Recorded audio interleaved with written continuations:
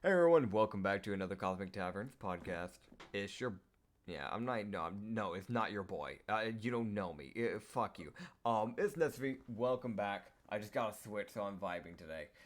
We also have our co-host here, Sir Acrid, who is vibing today. And if I do understand correctly, we're doing the Well, Hoji campaign today, so that's always fun. I think. Yes. Yeah. Yes. Yeah. For those who don't know, last time we left off, we stopped kind of like abruptly, but that's because there was a storm coming apparently. But we were at a we were not at a tavern. The others went to go and hang out and rest at the town, which is Aporia. Oh, I'm at a library getting information. I don't get to rest. I don't no. deserve to rest. I'm a horrible person. No. Yeah. Yeah. Yeah. Glad we all agree on this. Yeah. Yeah, there were some people there. If you want descriptions, it was descriptions of the people were mentioned last time. I'm not gonna describe everything, so go watch the Yep. last episode if you haven't already. You'll be otherwise you won't understand anything, and I will fight you. So just go do it. I'm definitely not pointing a gun at your head. I don't know what you mean. So, Oh, man. yeah, yeah. My man. Yeah. You can't just threaten people like that. It's rude. I'm a silly little raccoon guy. What they gonna do? They're gonna call PETA? PETA don't do their shit right. Sorry. Kill you like they kill everything else. I'll bring them down with me. They won't be. They'll just get back up again. God, dude, we really are starting out controversial, huh? Uh-huh. Alright, anyway, so... Cut it off. No, I'm not editing this. Fuck you. To be fair, a lot of people hate PETA, so actually, I don't think anybody will be mad at us for this. Who knows? Who knows? There's that Who one knows random anymore? person that doesn't know what they're talking about. So... Yeah. Lupin went to go get books, if I remember correctly. We were going to go talk to some people Yes. while we were waiting. Hoji is it just Hoji or did he bring someone with him? And Hoji let the others go rest, so it's just Hoji. Okay. Yeah. Yeah, Kishji got a hit on the back, so she actually really needed to rest. Yeah, because you needed Alania rest. didn't. Alania got hit pretty hard, I think. Yeah, she got shanked by a rogue. Yeah. The only one who didn't really get hurt that much was Keela. But I'm pretty sure you said Keela went to go like to a tavern or something like that. Yeah. Yeah. I'm the only one that went to a library, so I'm pretty sure I'm by myself. I think Keela went. We might be wrong, and she's just teleported to a tavern, but it's where she's at now.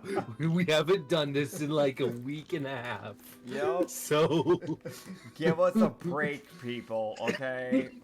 Okay. We're human. So. Boy.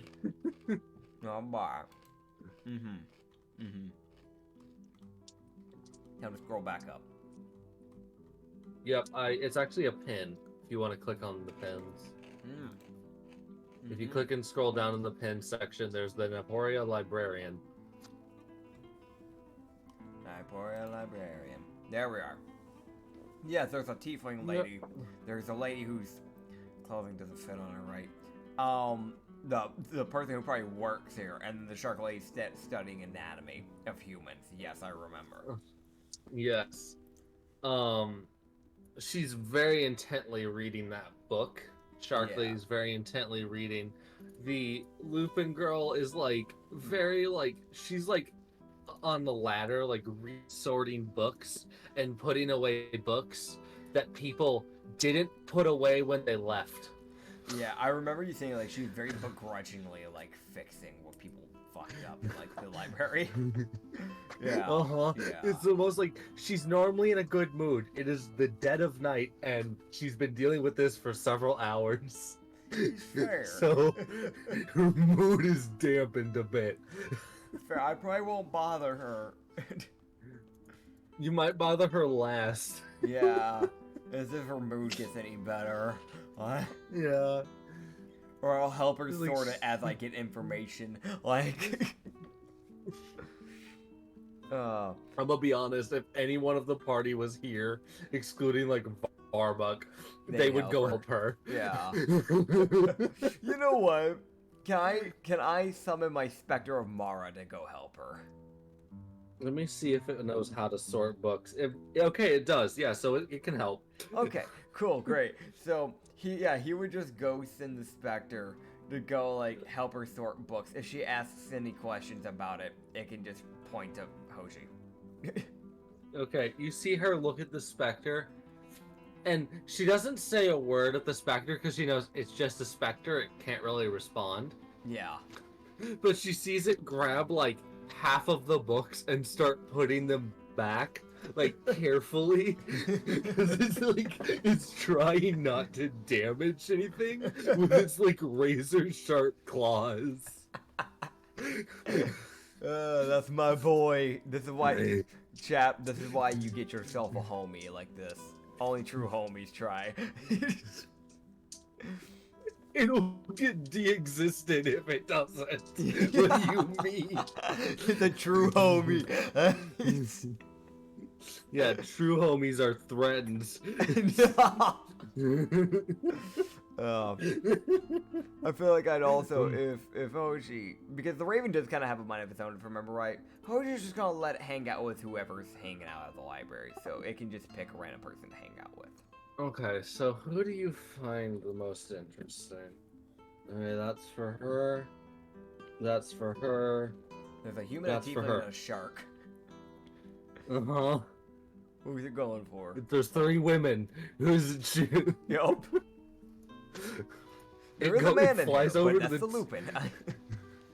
Yeah, it flies over to the tiefling woman and like sits down on the chair she's sitting in, Yeah. and just like stares at the book. Fair. So what's the human doing? Because the shark seems pretty busy, like reading right now. What's the human doing? She's like looking for a book. Okay. Like, she's still looking right now. Okay. Well, I might be able to help her find it as we have a conversation, so I'll actually bother her first, I guess. Okay. Yeah. Also, she's like the only one that like is actively moving, so she might leave if she finds the book. That's kind of one of those also like. Yeah. She's like the most actively moving right now. Gosh, yeah. See, more reasons for me to go do that, honestly. Yeah. So The Lupin girl can't leave. She works here, so she walked out anyways. Like, I'm fucking dying. It's just like, it's like people look at it like, did she quit? Just like the guy who actually runs, like, no, she's just taking her 15-minute smoke break. Uh-huh. Smoke break? There's cigars in this world? There are now. She's aggressively smoking a pipe. Oh, God. It's like most people are like taking their time with a pipe. Her just inhaling aggressively and then exhaling it like she's trying to put out a dragon's breath. Like, just.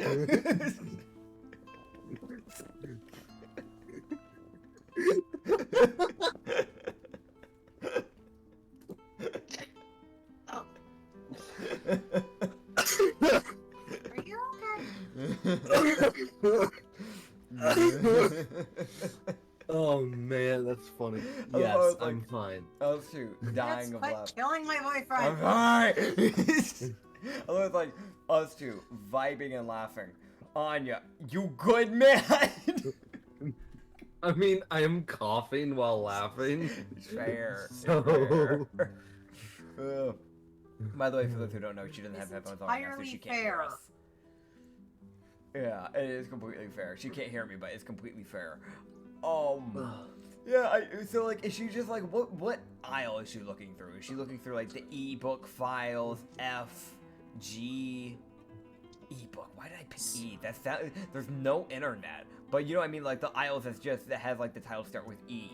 You know, Yeah. like ether. So let me see Yeah. how like this thing is organized, because it might not be like some libraries are organized like that. Yeah. But there's some that are just organized in like what the genre is. That is actually true. Normally though, even ones with genre, because I've actually volunteered at libraries before.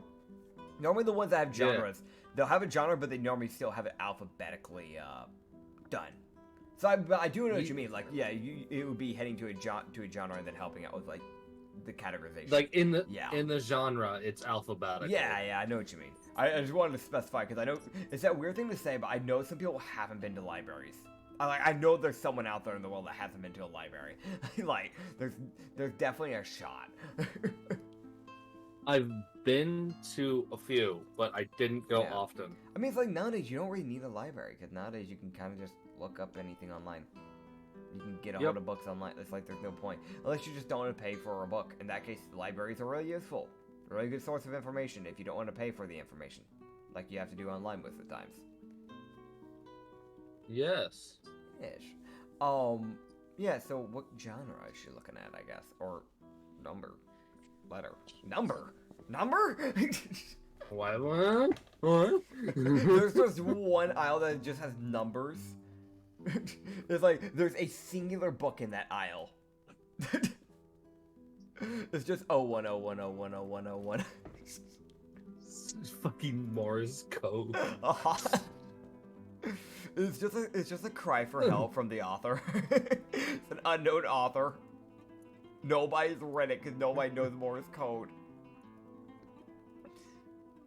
Unless you're a pirate, then you actually do know Morse code and you can read it just fine. Oh my god, dude. If that was a book, I'd buy it from the Lupin just so I can send it to that one pirate lady that I found. And see if she'd know. Hey, you know what this says, man? I'll pay you. Give me 500 gold and I'll tell you what it says. What the fuck? Bro, I barely make 50 gold for my job. How's like 13 copper? Alright. Back on track though. But yeah. What's she looking at? Yeah. So she is looking at different like defense techniques. Okay. So she's looking at genres. She's looking at a genre that's more focused on like martial defense. Okay. Yeah. So Hoji would kind of like. He would like, I guess, kind of just like slowly walk up and kind of like start looking at the books like right beside her, and then just kind of go, "You looking for something in particular?" Hmm? Oh, hi. Oh. Sorry. The book. Didn't mean to stop. She gives that look of like, oh Jesus, people, hi. Yeah. You hear his like hands behind his back, kind of just like watching. Yeah. So to give you an idea, it was pretty clear that she had like, it was that pretty much like zoned in problem where someone gets pretty zoned into what they're trying to find, and they're deaf to the world. Yeah. I get that. Yeah. So she's like, oh, well, I'm currently looking for... it was a book on essentially more disarming parries. Things to remove people's weapons. And I can't seem to find the book. Well, do you know what it's called? I might be able to try and help you. Let me see if I can... History check to see if she can remember the exact name. Because there is a problem some people run into is they know what the book they're looking for. Yeah. But the name of it escapes them. So they're just like essentially staring at a brick wall like, I can figure this out. And I'm stubborn enough too. I've done that too. Yeah, I get it. I used to go to libraries all the time. I was very much a says book otherwise is lying through their teeth. Oh, there you go. I've got her updated. So now her name exists if you figure it out. Dog. But yeah, no. Human samurai.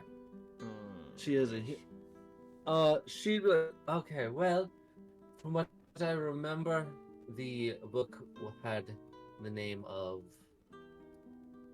I think it was called Disarming Arms. Disarming Arms. Alright. I'll help you look for it. To give you an idea, she is in like the correct area. Just there's a lot of books because this Lupin has had too much time to collect books. I get it. I do get it. So most just there's a lot of books. Good God, my man, go outside. Yeah, he started trying to help her with, I guess, roll a perception check for this, I'm guessing, or an investigation. I don't know which. Yes. Investigation. Yeah.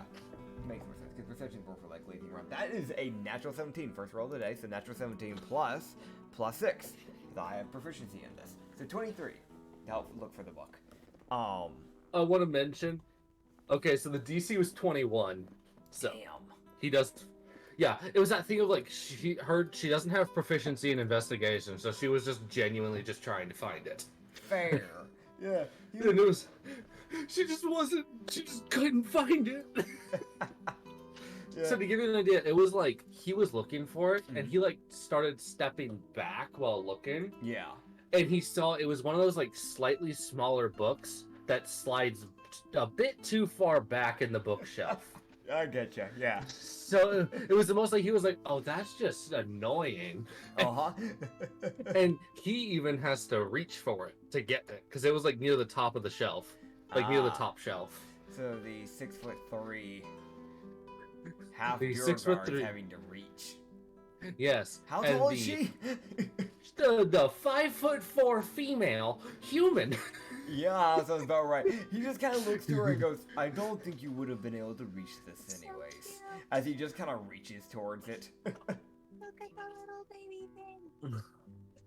It's so I'm just looking at the book, be like, and it grows up into a nightmare. hey, listen, books don't become nightmares.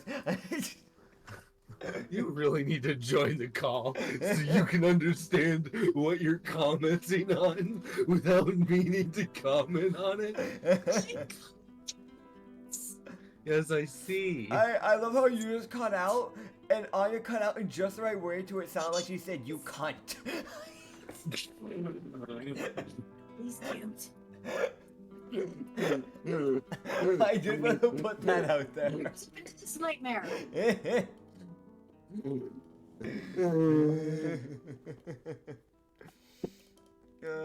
I want to mention you cut out just so perfectly. So as far as anyone in the recording knows, you said you cunt. Yeah. It's a recording. Yes. Yeah. Yeah. We have been for the latter half of like 17 minutes. 10 minutes. 17 minutes, 34 seconds, A and heads up counting. would have been nice. Heads up. We did give heads up. As I did, you weren't listening. It happens. It happens. It happens to the best of us, and the worst of us, too. Poked me and gone, hey, we're recording. We're still Oh, it's recording. fine. We're still recording.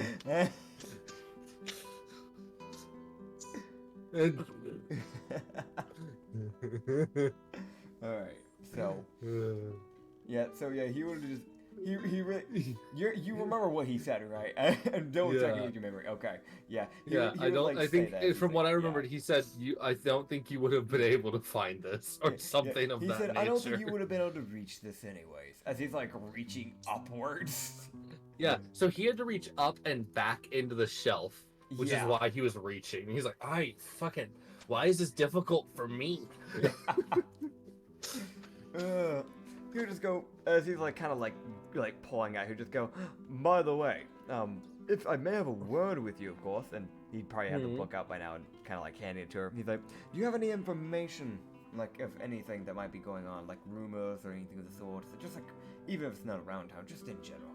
I work for a corps, trying to make sure I gather as much information as possible for different quests, things that need to be handled that the bounty corps failed to deal with. You know how that is. Ah, yes. Well, Well, I did hear about one thing that was quite weird. Oh. There was a, kind of a gnollish demon that was summoned. A gnollish demon. Okay. He pulls Yes. out like a journal. Like, okay. Yeah. He's like, however, it killed the cultist that summoned it Okay. and then disappeared. Alright. Understood. But No I think diesel. it was last seen about 4-ish days east of here. So Okay, gotcha. I do appreciate that. I It does help No me out a problem. lot. I'll contact the Demon Corps and see if I can get a people on it as soon as possible. Is there anything else that you know of? I hate to be interrogating. Oh, no, it's quite fine. I mean, might as well use the information since I have it. Well, there was a nicer girl who practiced necromancy. She went missing. She went missing. Yes. Though I don't know, there was a... People are pretty sure the hermit that's about 3 days from here kidnapped her. So, I don't know if you heard about that. Yes, I'm actually currently on the way to be dealing with that. Yes, he's like, there's actually a fair chance that, that Null demon got kidnapped by the, hermit as well. He's got access to some weird things. He squints at her, not as a thing of like, I'm judging you, but more as a like, the fuck you mean? You're just gonna go, do you know this about the sorts of things he may have on him? That is a rather odd thing in order to not only be able to deal with a necromancer, but a gnollish demon. She was like, well, she would reveal that she was formerly an investigator for the Bounty Corps, but she quit because she didn't really like how things were handled. Fair. So she's like, she was actually actively looking into the hermit, and actually just didn't send most of her information. She's like, well, you're actually asking a person who spent quite a lot of time looking into that, unfortunately. Well, if that is the case, if you are still willing to work on the case, I'd love to have you work beside for this one mission during the... Sure. I guess I should... my apologies. This is rather informal of me. I'm Mr. Enema, by the way. I work with the Hidden Garden. Pleasure to meet you. You can call me Lizzie. Alright, Lizzie. It was good to meet you. Yes. She's like, well, I know that he has access to... I don't know where he found it, or found them, but he managed to have some weird chains that don't seem to be able to be broken. Runic chains of some sort? I think so. That's what he used on the knoll to prevent it from being able to get out. Can I roll a history check for something? Yes. What are you wanting to think about? And I can tell you whether or not you need to roll or not. It's a very specific thing, and the reason why I'm saying he might know about this is because one, he's from the desert, and two, with him being half Durgar, he might know some stuff about the Dwarven. But I do remember when we did the Skibble campaign, they used runic chains and like shackles to keep people from being able to use any form of magic, basically just weakening them like hell. Yes, it is. Yeah. That is something he would know about. Okay. That's not even a roll. Okay. He would know about that. So he would just kind of go, well, if that is the case, would you say that's something similar to what the Dwarven military used in their prisons then? More than likely, yes. But it's also more of that older the older technology that the ancients used to use as well. The old bandit cities. The old primordials. Alright. Yes. I'm pretty sure there was... Wasn't there a demigod or something that was released that was in Sinra captivity? Yes. I think her name's Lyrie, from what I know. Yes, Lyrie. That does track. If you're able to hold a demigod down with those type of chains, then you can definitely hold down a demon. Yes. And it doesn't seem to be a very hostile demon. It just seems to be a unfortunate gnollish demon that was forced out of hell and into this world. It killed its own cultist, so... Well, I'll do this then. I don't know... Rena, hey buddy. Hey, you don't need to put your claws in my chair, man. You don't need to do that. No, you don't need to do that. You want attention? You want loving?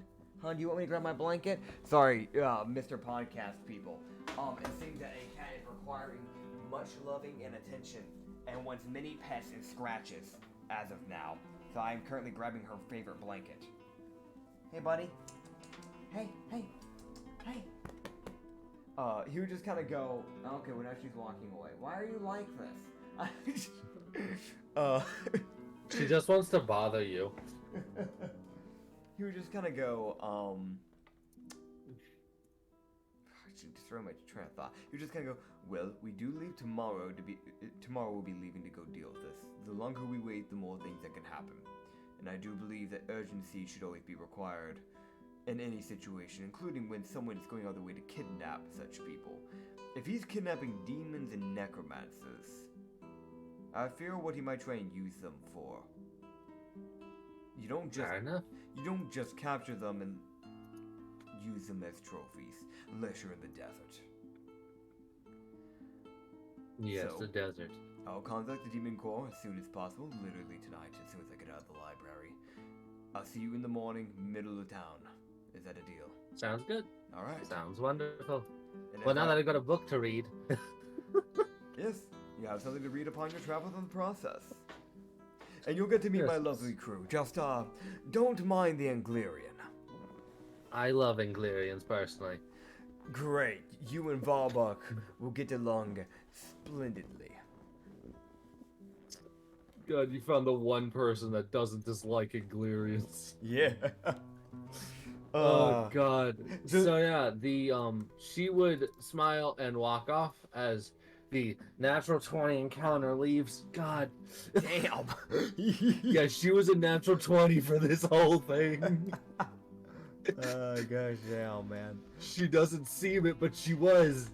Simply because of how much she knows.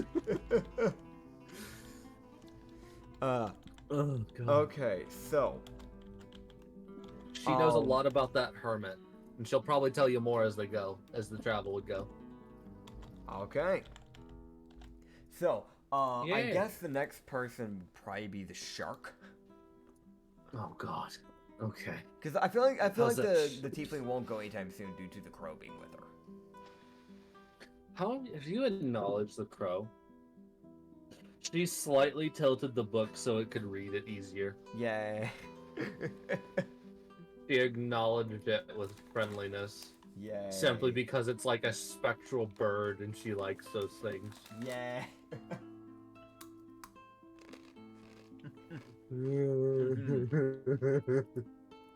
With my hot chip, I walk toward the shark. You approach threateningly. Are She they- kills you. Is she like sitting at a table or like what's going on? She is like sitting. She was sitting in like one of those like kind of like longer couches that's supposed to sit two people, like one on each side. Yeah. She was like on one side and her tail was on the other. It wasn't really her fault. There wasn't anything she could do about that. It's It was just fair. kind of there. It's fair, I get that. It's the most just like, how dare you take up the whole thing? It's like, it's a shark woman. Are you gonna tell her to not? Yeah. You go tell her. Yeah, you tell her. You go. She may you be go very talk shit. She may be a very humanoid shark person. Because she definitely has the like physical features and the like more body-esque of a human. She'll still kill you. She's still got the teeth and the tail and like kind of like it's like lightly webbed fingers. Yeah, and she Of a also shark? definitely has the skin. And she has the gills too. Yeah. Yeah. So it's I think of like she's got only the human appearance. Yep. The rest of it is still very much shark. Uh-huh. Yeah, so if she's sitting there, she's still sitting at the couch then? She was. Let me see what she's doing. Okay, she has stood up and she is actually putting that book back right now. Okay. So she is actually being a good person and putting the book back. Yay. Imperative. Great. Great, that's good to know. Yeah, so Hoji, I guess we'll start walking up. She would look. Yeah, she sees you. Yeah. She like looks over her shoulder and is like, "Can I help you?" You just go, oh, it's good to meet you. I was going to actually, if you're willing to, I'd love to actually ask a few questions. Alright. You You've seem to got be my one that attention. seems to be rather imperative and seems to be one of knowledge, considering that you're looking at human anatomy. So I'd like to know It's if- interesting. It is. It's interesting how quickly you can kill a person by simply tearing out the liver. But that's besides the Yes. point. Exactly. He's trying to make sure he nails that real home.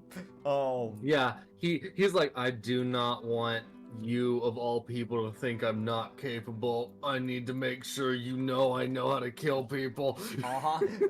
Here's just go. Well, as of now, I'm currently working for a corps of sorts that actually run it. Trying to get as much information Alright. while I'm in town on any rumors, anything. I'm trying to pick up the slack that the bounty corps failed to deal with for the longest time. I don't know if you may, since you're a more informative person, I'm guessing there's a shot you may have heard about it, but I was in the press for a bit there, at the Hidden Garden press. We were talking in front of the Yes. press, trying to get approval, seeing how the public felt. Well, it's an area we disbanded. I but heard it about seems it. like people are down with it. Yes. I've also heard word of a different group that's also going to probably be y'all's rival. I don't think rivals are needed. I think that's rather stupid, but fair enough. If we can work together, I think that would be a better idea. Coexistence is best. Yes. However, that counts on how she- they choose to handle it. Yes. She would also. I think if she informs him essentially Mhm. about a group that she read about recently Okay. that is called the. Let me pull it up because I have their name over here. The Corps of the Vanguards. Okay. That is a group that has popped up recently. That also just kind of went public as well. Okay, Core of the Vanguards. I'm gonna write this down. I'm not gonna put them in enemies, I'm just gonna put them in organizations. Yes. So she's like, they were down in Eastbourne. That's where they announced themselves. Okay. Gotcha. They seem to have protected the town of Darkwell from a rat invasion. So, the Skaven. yes, our favorite little rat people. You know, I do think that things could be handled a little bit differently with them if we just taken the right approach. Yes. But maybe that's Unfortunately, it just seems me. I think people were too quick to judge. People are quick to judge a cover, rather than actually reading the book. Sadly enough. Yes. I like reading the books to know what I'm dealing with. I think you and I can both agree on that. Yes. The Core of the Vanguard, huh? I'll contact them, Yes. see if we can get something going on. If they can handle the south ends and I can handle the north ends, we can meet in the middle. I think that would honestly Wonderful. be a good thing. She was like, I was interested in joining them, but since I've already found you lot, I might as well join you, since I'm already up here. I'd be glad If to you have have you. openings. Of course. well, as we do have obviously a system that we run through people through to make sure that they're going to be fit, but within my interaction, think of this current interaction as an interview in a way, in the process. Fair enough. I most likely will be saying yes, because I'm already impressed and I know you can handle yourself. I can already tell just by, I don't have to even run a proper insight on you. It's pretty obvious. And from what I can see, seems like we have similar morals. So I don't think that'll be too much of a problem. Wondrous. Well, I guess I Let me should see if I introduce remember. myself. Name's Mr. Enma, by the way. pleasure to meet you. Most people call me Volmaz. It's good to meet you, Volmaz. I got a more humanish name from my father, unfortunately. I'm guessing your father's a human. Yes. That is rather unfortunate. Not Yes, all I humans got- are bad, but there's a fair No. amount. My mother was similar. She's like, he wasn't bad, he just couldn't breathe underwater. Yes. Some would say that that's a rather problematic situation. Yeah. Oh, especially when you marry a shark woman. Uh-huh. That's what I'm saying. Yeah, but he did manage to get a ring of water breathing, so he could breathe underwater. You know what? If the man's gotten around it, man gotten around it. Props to him. Yeah, he tried. He did He his tried. best. Yeah. Best man out there. 10 out of 10 Probably, at would least mar- to humans. At least in the human category. 10 out of 10 would marry again. No, it's. We- But yeah, so yeah. what does she tell you about? Let me see. Oh boy, listen here, Potato Man. well, yeah. Okay, so she's like, well, I don't exactly have anything interesting, but I guess my useful information is letting you know that that other core exists. I do appreciate that. Well, I know tomorrow I'm going to be heading off to go deal with some stuff. I'm going to be meeting with a samurai who used to work with the bounty corps. She was investigating an area that we're going to be dealing with. That being said, I think if I brought you along in my party, I think we'd have too big of a party at the current time. I'd like, if you can find a squad, or if you know of people that you would like to recruit for yourself, you may create your own squad, or we can send you up to the headquarter areas, which is over in North Pass, or Right Ridge if you want to, and we can get you assigned a party. We normally, instead of you picking your quests, we normally just assign quests that are equal to your strengths. Bounty Corps was a little too carefree, in my opinion, on how they gave out quests. She gives a very like toothy smile, which is it's that thing of she might be human, but her teeth are like razor sharp and they fit together like pretty perfectly. Yeah. She's like, I know several people. I think we might be able to be underwater more than we're on land. That would be good. I do want to help out the underwater people, so if you're willing, I'd love to have you help out that kingdom. Wonderful. There's a certain shark friend of mine that would be ecstatic. Wonderful. I know that the sirens in the local area have been having problems with kids bullying them or just being attacked by blight shrooms, so I think that'll be one of my first things to look into. Yes, look into it. And, I mean, handle it. Use your intelligence. I'm sure you're an intelligent person. More intelligent than some, as far as I can figure. Should we just say, that I can guarantee. He's just fucking thinking about all the idiots he's taught within the 1 year of history. He's like, yeah, you actually read. Yeah. See, you're smarter than most of them. I just thought the pure fact. Oh, you know what I just thought about? He used to live in the desert. So this man was probably a history teacher in the desert. So if he got fired in the desert, this man really had to been breaking some boundaries. He's like, got enemies. We're gonna have to roll that behind the scenes, see what type of enemies he has, because that actually might be an actual problem. Like now that we're thinking about this. Yeah. Don't worry, man. It is. Yeah. Well, I need to know names so I can write these down in the later stuff. Oh yeah. He's like just now remembering that. Like, wait. He's like, oh yeah, those are people I left behind. I guess if I ever go to the desert, I'll deal with them. They come and find you. Bruh, if they're really that spiteful, they deserve to die. Like, they're asking for it at that point. Or you do, because they're going out of their way to try.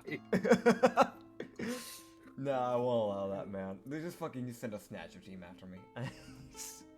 They that lazy. God, they're that lazy, man.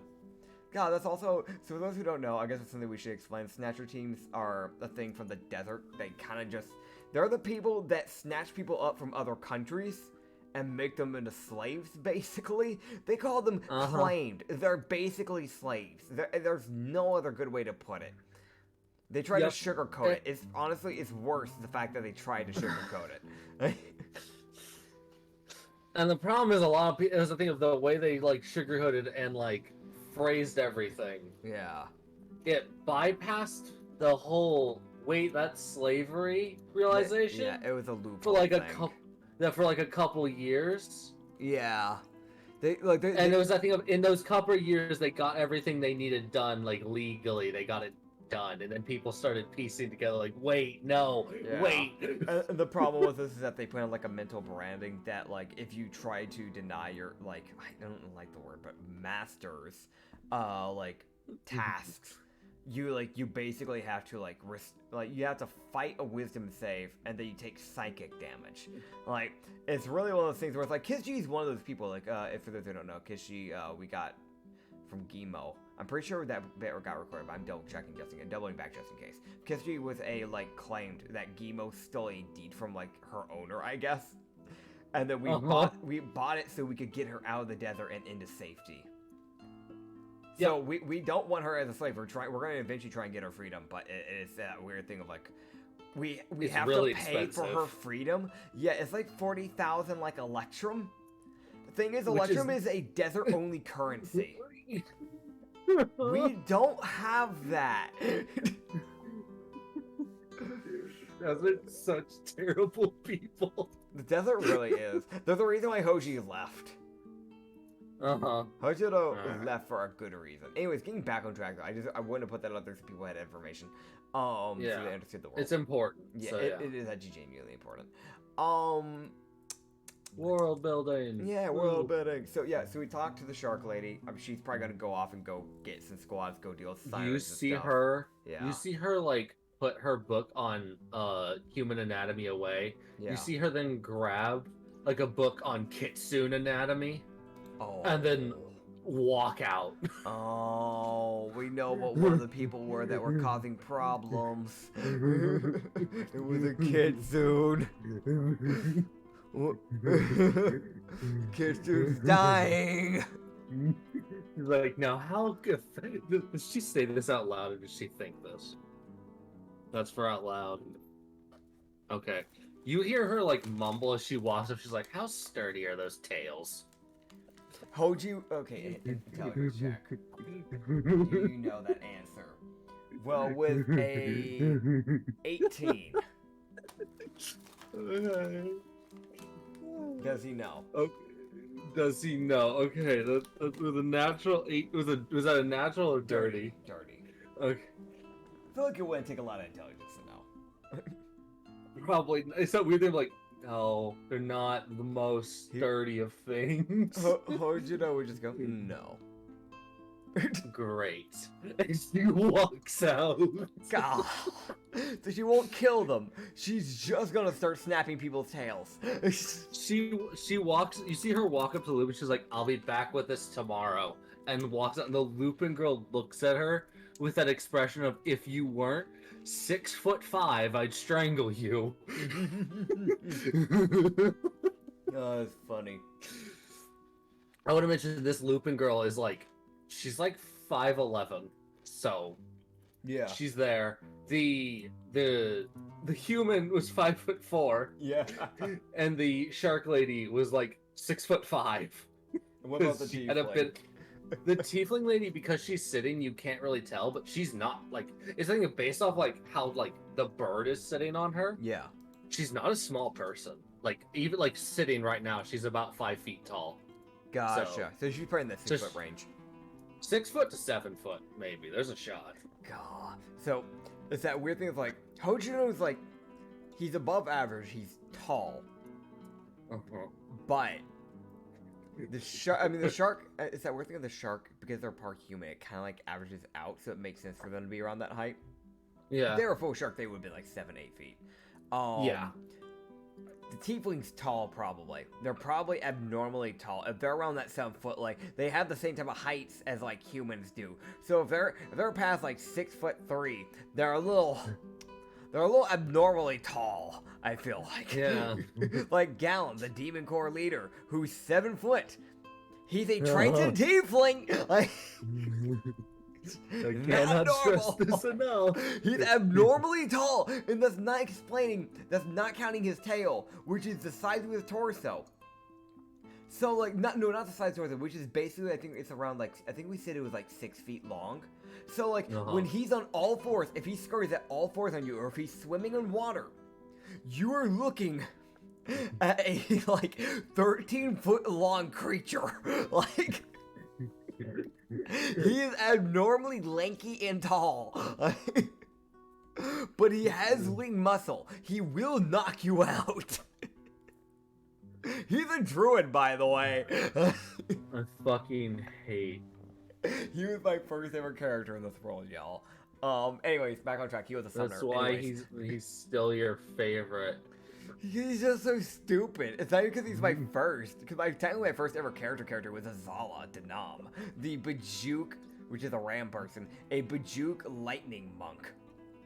He was like, don't worry, I really liked him. I like the fact he had that random guy that wasn't even real, and he was obsessed with becoming the new Ram King. There wasn't a Ram King. The dude was just fucking insane because he was locked up in a monastery all his life, and he was absolutely certain because he read one storybook that there was a Ram King. There wasn't. Anyways, yeah. So the tiefling, where's she at? Where she's just sitting down at a book, like with the raven type of deal. Yes. Okay. That's what she's doing. At like a table or like on a couch. She is on one of those she's sitting in one of those armchairs that's kind of it's like there's the armchair and then there's like the coffee table and then there's a couch. Gotcha. To give you an idea, so he'd be able to look over and see that she's reading a book that is mostly written in Infernal. Gotcha. So do I know it's Infernal? Do I know Infernal? I don't know Infernal. Fuck. Does she know Ignan? Probably. It's the fire language. I'm gonna try it. I'm gonna try this. I'm never gonna do this. So he's gonna walk up to her, kind of and just kind of gesture to the couch and go, "Do you mind if I sit?" In Ignan. How confident in his Ignan is he? He's pretty confident. Okay. Hoji's the type of person that when he learns his languages, he's pretty damn confident. Because he was a teacher at one point. I feel like that would be a pre-established, if you're around, if you ever work a job like that, you gotta be confident, man. You gotta be confident in something like that. Oh yeah. Yeah. Yeah. Yeah. So he's pretty damn confident in Ignan. Otherwise, he wouldn't even do it. Fair enough. Yeah, she looks up with that look she looks up from her book at him and he goes, "Ah, sure." And she responds in Ignan, and she will now be speaking to him in Ignan. Yeah. Maybe if there's any peeping toms, it'll be even harder for them to pick up. Dude, no one's gonna know what the fuck you're even saying other than her. Even the Lupin is a little bit what the fuck? Does the Lupin know Ignan? He does. He will be understanding this conversation. Dude, I like to imagine the other one that's working there, the Lupin girl, the half Lupin. Yeah, the half Lupin, half human, yeah. Woman. Is 100% just saying there, is he summoning a demon? What is he doing? Because I'm imagining this is not a This is not a common language. Yeah, it's that weird thing of Ignan, any fiery languages, Ignan, Infernal, Abyssal. Those I feel like those are the type of languages that you hear, and it doesn't. It sounds like you're chanting a summoning ritual type of language. I feel like. Yes. So Abyssal is more harsh, an orcish type of chanting, if that makes sense. I feel like Ignan and Infernal a little bit more on the smoother side. Infernal probably being the smoothest form of that. That's what I always imagined, at least. Yeah. That is kind of... And then the way that, language is terrain. Yeah. It's just a low rumble. That's all it is. It's a weird, you're not speaking, but you're causing vibrations in the ground, which other people in terrain can understand. Yeah. It is a weird language, but it makes sense for the elementals that can speak it. Dude, so hear me out. If you learn terrain, and I do have a book of terrain that I need to learn, but right now I'm still learning primordial. If I learn terrain, if I whispered it and I taught it to the people in my party, and nobody else around us knows terrain, would they even be able to hear a whispered form of terrain besides people who know it? There is a disadvantage perception check. Pog. Terrain is one of those oddly powerful languages because it's not a spoken language. Yeah.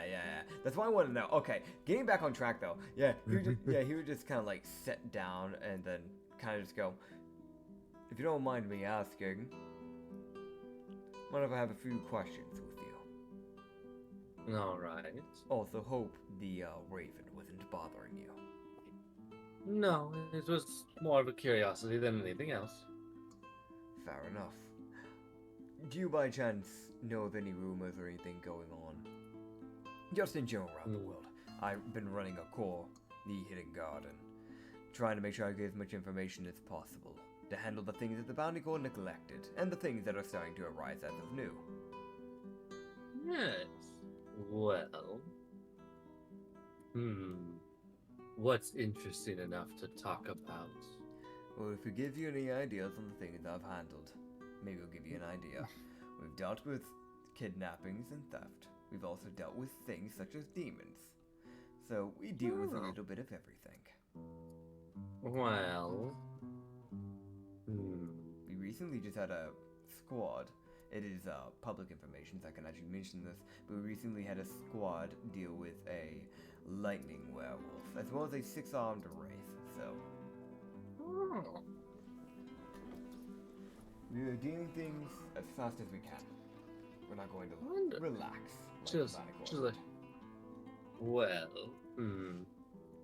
I think I've got a few. I think I might have at least one thing that you might find interesting while I've been doing my readings. Oh. Yes. Also, as he's looking at this book, he'd be able. It's something if he looks at the name of whoever wrote this book. Yeah. It is written in a single word. So there's no first. It's like there's like one name for this person, but it's written in Infernal. Okay. So you're not sure where she got this book because this book does not have a lick of common or anything on it. Huh.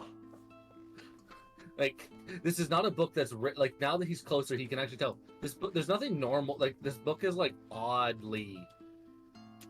Like, there's a bit of a like it's got like a bit of like a brimstone kind of look to its texturing. Yeah. It's like, oh, that's a weirdly fiery book you got there, Chief. Yeah. Okay. I got you. Yeah. So she's like, well, I know of a kind of oddity. She's a escaped kind of half-devil. Okay. She's like a half-bat devil woman. She's quite friendly as long as you bring her food. So a half Shagirian and a half demon. Interesting. Yes. She's about 7 days south in a cave. Okay. Okay, so let's see. So escaped bat demon. He has his book out, by the way. Like, writing this down. So, 7 days. Which way? South of Naporia, in a cave. Okay, gotcha. So she'll be the next on the list to deal with, probably. Because if we can befriend her, if she's friendly, if we can befriend her, then one, that gets a problem off the Demon Corps' hand, and two, that's a useful ally. Yeah. It's also, she mentioned, she's like, it's very close to Fanfoss, so if that helps you any, should be like, just on the day before you get there, you should be able to find it. Understood. That is good to know. I appreciate it.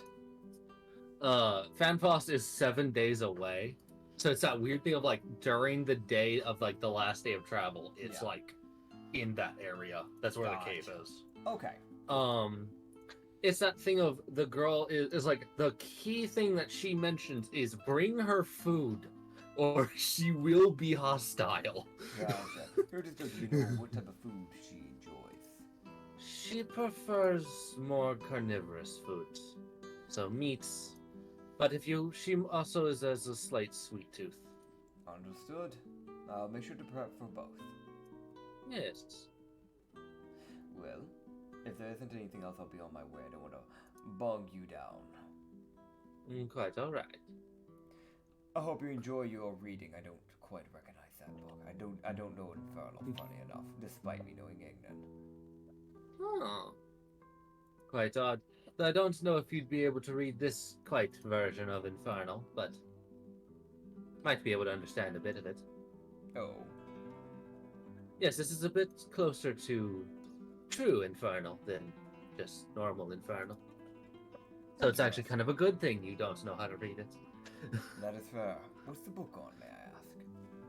Well, it is a book that was a gift to me by the woman that made me, that created me. Were you made by the Arch Succubus? Just a random guess.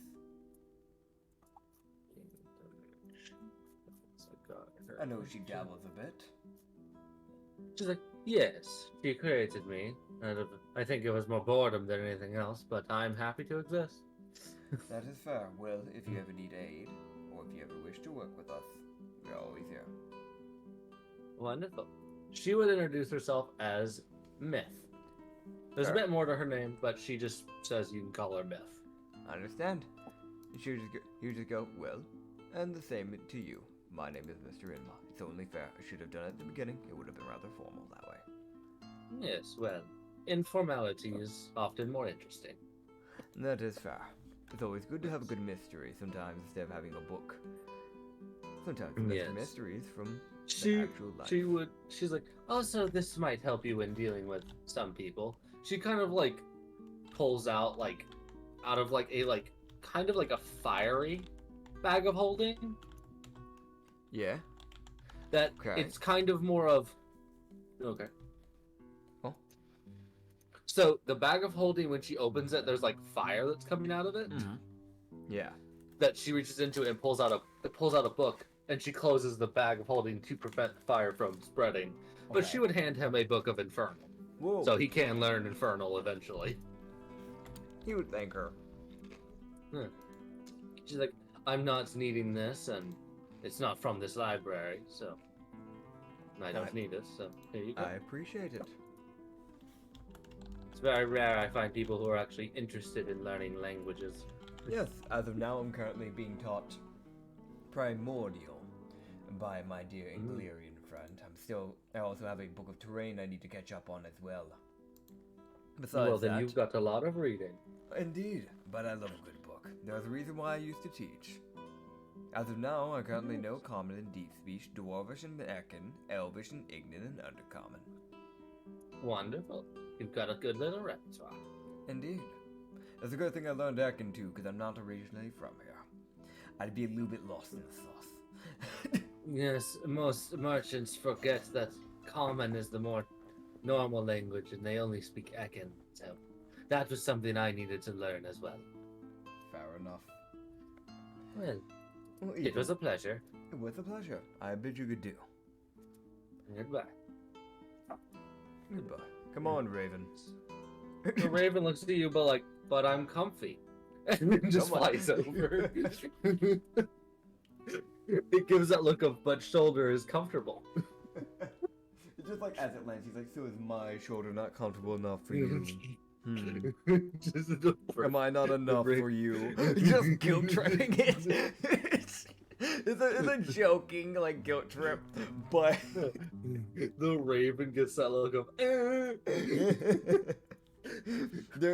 He doesn't have the mask up right now because he's not sneaking or anything like that. So Yeah. there is that genuine smile, and just like as he's saying that at it. The raven gets that look of like that real sheepish look of like its like head kind of goes into its body like I'm a phantom, I'm not supposed to feel bad. Fucking He would just I know it's night, but there is some stuff he needs to deal with because now he needs to prep for some stuff, and now he also needs to he still has stuff he needs to sell from the last fight. yes, but the Lupin Yeah. would walk out at this point is I think of like that gave him just enough time to find everything that he was looking for. Oh yes. Yeah, so he just finished up and found he found a few things that you might find interesting. Pug. So he would go, well, I've got a few locations that I found out that they were looking into. Oh. Yes, there's a bandit town not a small one either. It's about 4 or 5 days southeast of here, of Naporia. Okay. Understood. And apparently, according to these notes, he kind of like would show the notes to. He's like essentially laying the notes out for Hoji to be able to read, but Hoji can't take them, obviously, Yeah. because they're kind of more of like at this point it's a historical record thing. Yeah. The Lupin's like, I'm not letting anyone damage these. Sorry. He gets There's it. no getting these back. No, he would get it as a history teacher. He gets it. Yeah. He would also, apparently, they were also looking into a sort of rock tomb that that's about 5 days south of here. Okay, rock tomb. 5 days south. That's like almost right near the bandit town too. That's like, it's that thing of like, it is, they're kind of far apart, but they're the same distance. Because Yeah. it's like the day, like, it's like if you go down and then you go east. So it's like, and Yeah. you take a lot longer to get to the town, but you hit something else along the way. Yeah, yeah. And then he's like, and it's that weird thing of like a lot of the stuff that he's got is like within a certain number of days of Naporia, because that's kind of the information that was floating around here. Yeah. So a few days, like he's like and about 5 days, 5 or 6 days south of here, there's a witch's hut. Okay, so witch's hut 5 to 6. So which one is it? 5 or 6? 6. Okay, 6 and what direction? South. Okay, gotcha. There's a lot of Naporia missions. Yes, We because can you're hit- asking a guy from Naporia. Yep. I could, it's that weird thing. Like, I guess I could dispatch like a squad or two to deal with some of these. But we're already in the vicinity, and the majority of the other squads are up in the higher areas. By the time they came down here, we could have already probably dealt with the majority of these. So I think it's just better to just deal with them ourselves. Yeah, it's that weird thing of like you guys are here and you could kind of easily ping pong between each one Yeah. to get everything done. Yeah, exactly. That's what we'll do. We'll just deal with the. So we think the Gnomish Demon technically is in the same distance as the Hermit kidnapping because it's been confirmed the Gnomish Demon was kidnapped. But we still need to go to that area where the Gnomish Demon was kidnapped so we can look into what cult was trying to summon something like this. Because there's still a leftover bit of that cult. We need to deal with that. Oh, we got a lot to look into. Okay, cool. This is the type of information I wanted, so this is good. This is good. It's like okay, there's where the lady was kidnapped, and then a day later, it's like that's where the Knoll was summoned, and then it's like 2 days later, it's like there's a witch there, by the way. It's like, oh god, why is it all right next to each other? Yep. I like just how have like some of these people not collided into each other, like the bandit town into the hermit, or like the escaped bat demon into the bandit town, or the witch's hut into the bat demon or the bandit town. Because like I can imagine the bat demon might get along with the witch. Yeah. But the bat demon or the witch getting along with a bandit town isn't very likely. It's nothing like it is a like it's one of those like ancient bandit towns that kind of like has kind of fallen to ruin a bit. Okay. But So still, there might be bandits there. Yeah. Also, that rock tomb's an interesting one. I definitely want to look at that because it's a rock tomb. There's not a lot of information, but if they were looking into a rock tomb, there is a reason why. There is something of there's from what he would let you know, and he's like, well, this is all I have because obviously the person who is looking into this isn't alive anymore. Yes. Thank you, raging commoners. Bro, why did Katsu's reference come up? Katsu's reference just randomly showed up on OBS.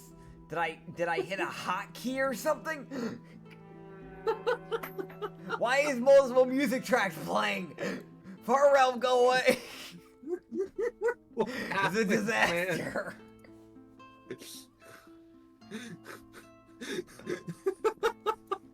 Are you good? I'm good, I got everything fixed. Far Realm randomly started playing out of nowhere. And then I look back at OBS and Katsu's reference sheet is up. I'm like, why are you up? How long has it been up? I don't know. Won't know until after we're done recording. Oh boy. Okay. Well, to anyone watching the video, you got to stare at Katsu for the last enter number of minutes. You gotta look at this hunk of a man. Hey, at least I'm gonna say anyone who's into femboys, you're welcome. Quit flirting with your own characters. Dude, I had one of my friends who was like yelling at me at one point because he was like, "Why do you make all your characters hot?" I'm like, "Because I don't want to look ugly. I don't want to look stupid. So I'm gonna make myself look good."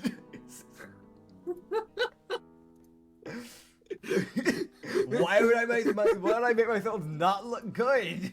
Do you think I want to play someone that looks dumb? Why would I not go on my way to make a decent character design? Let me cook.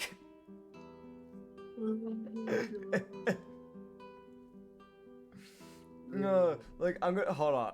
I'm gonna send you a picture of a character. You can make this into a character in your fucking world if you want. Cause this was for a book that I made ages back, and I'll put it up on OBS. But I drew this art like ages ago. He was a samurai. That's why I'm like, I know you can actually use something like this. It's that weird thing of like, I'm looking back and I'm like, wow. This was a D&D character without meaning to be a D&D character. Because his whole shtick was that he was a blind samurai that could control air. So he's just an air-bending, like, Kensai monk. That like, or he's like, like a samurai, but has like, Path of the Blind in the process or something. Where'd that drawing go? Wait, where the fuck did it go? Did I delete it? You keep going. You keep doing your thing. I'm gonna look for this. Where'd it go? What happened? I was really proud of that drawing. What happened to it? And now what we're hearing is Nits descending into madness. I only have Please 2 art enjoy files. this next section of Nits descending into madness. I only have 2 sections of art. I have my art file and my fan art file. I got a lot of my fan art file, but I don't see. I can easily distinguish the color differences because he had like greens, blacks, and grays. My character, my OC, my Twitch OC, has purples. I do not see any greens. Did I accidentally somehow delete that drawing? I'm gonna be so sad if that's the case. I guess I did or something. It's a possibility. It's a possibility because I do delete old arts if I don't like them. But maybe I deleted it by accident. That's my guess then. Sad! Well, you won't get the cool looking samurai that's blind. Okay. No. Whatever. Who gives a fuck? Am I right? I don't fucking know. So anything else from that Lupin? God. The Lupin lets you know about the prison tomb, that's 5 days. Yeah. The bandit town, that's 5 days. Yeah. And then the witch's hut, that's 6 days. Yeah. That's it. Okay, cool. He would thank him for his time and just kind of go, I appreciate it. Yeah. He's like, that's all I could find in the about 20 minutes I was looking. Well, I understand. I appreciate you giving your time during your work hours. Should you ever find anything else, please feel free to send it to the garden, the hidden garden. It's helpful information that we can use to try and actually deal with situations. I appreciate it. I'll be off and out of your hair. Or fur. Fur. It's almost like fur. Yeah. Yeah, so yeah. he's like, alright, I can leave now. Yeah. There's still the Lupin lady if he wants to talk to her. Helix stops for a second and thinks, buddy, this is a con check as you'd feel horrible disrupting her. That Wraith is still helping her, right? Not Wraith, Spectre. Yeah. He's gonna walk. I want to mention the Raven's just watching them. The Raven's been watching them like half of the time. Yeah, he'll go over and help Spectre out real quick, yeah. She's got like a mountain of books that she's just got like a stack that's about 5 feet up. Yeah. And she's just taking the book off the top, looking at it, and then sorting it. Fair. So she's just got one of those like rolling ladders that goes side to side on the bookshelves. Yeah. She's like going up and down it like at speed. And the specter's like grabbing some of them and just floating around, putting them away. Fair. So I think this might be fun, but may I roll to see how many books I can pick up? Sure. Okay, what do you want me to roll? A D100. Yeah. No, not a D. Don't make me roll a D100. That's a joke. Unless you want me to actually do that. D20. Okay. Here we go. 10. Okay. So he picks up like 10 books and starts looking into those. Whoa. Yeah, so as he starts doing that, he was just gonna go. Name's Emma. Pleasure to meet you.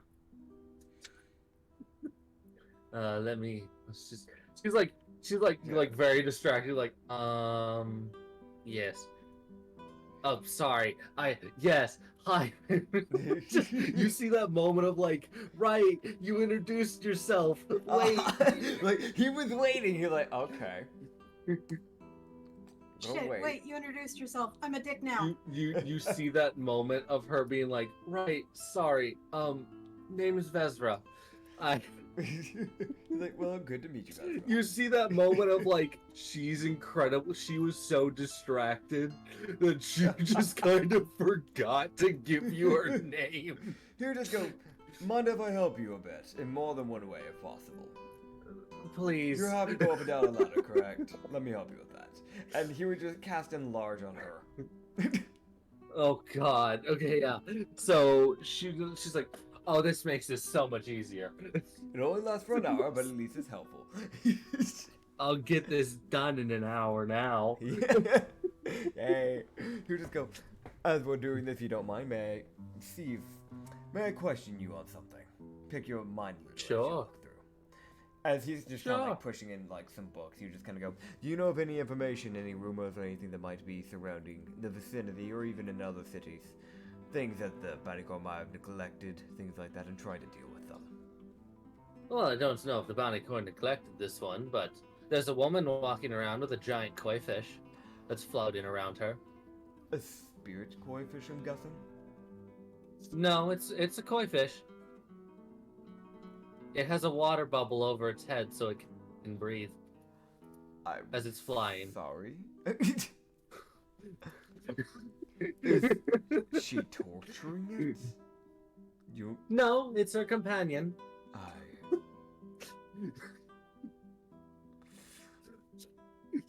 Has she caused any problems? No. I think, from what I remember, people were just confused. I will send out a squad. He's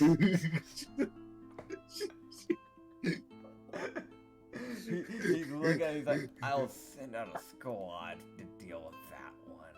I don't know if I have patience for that. She's like, yeah, she uses like a trident whip combo as her weapon. Huh. But the koi fish fights too if you attack her. It seems to be her friend. That is fair. I might also mention the koi fish is the size of most people.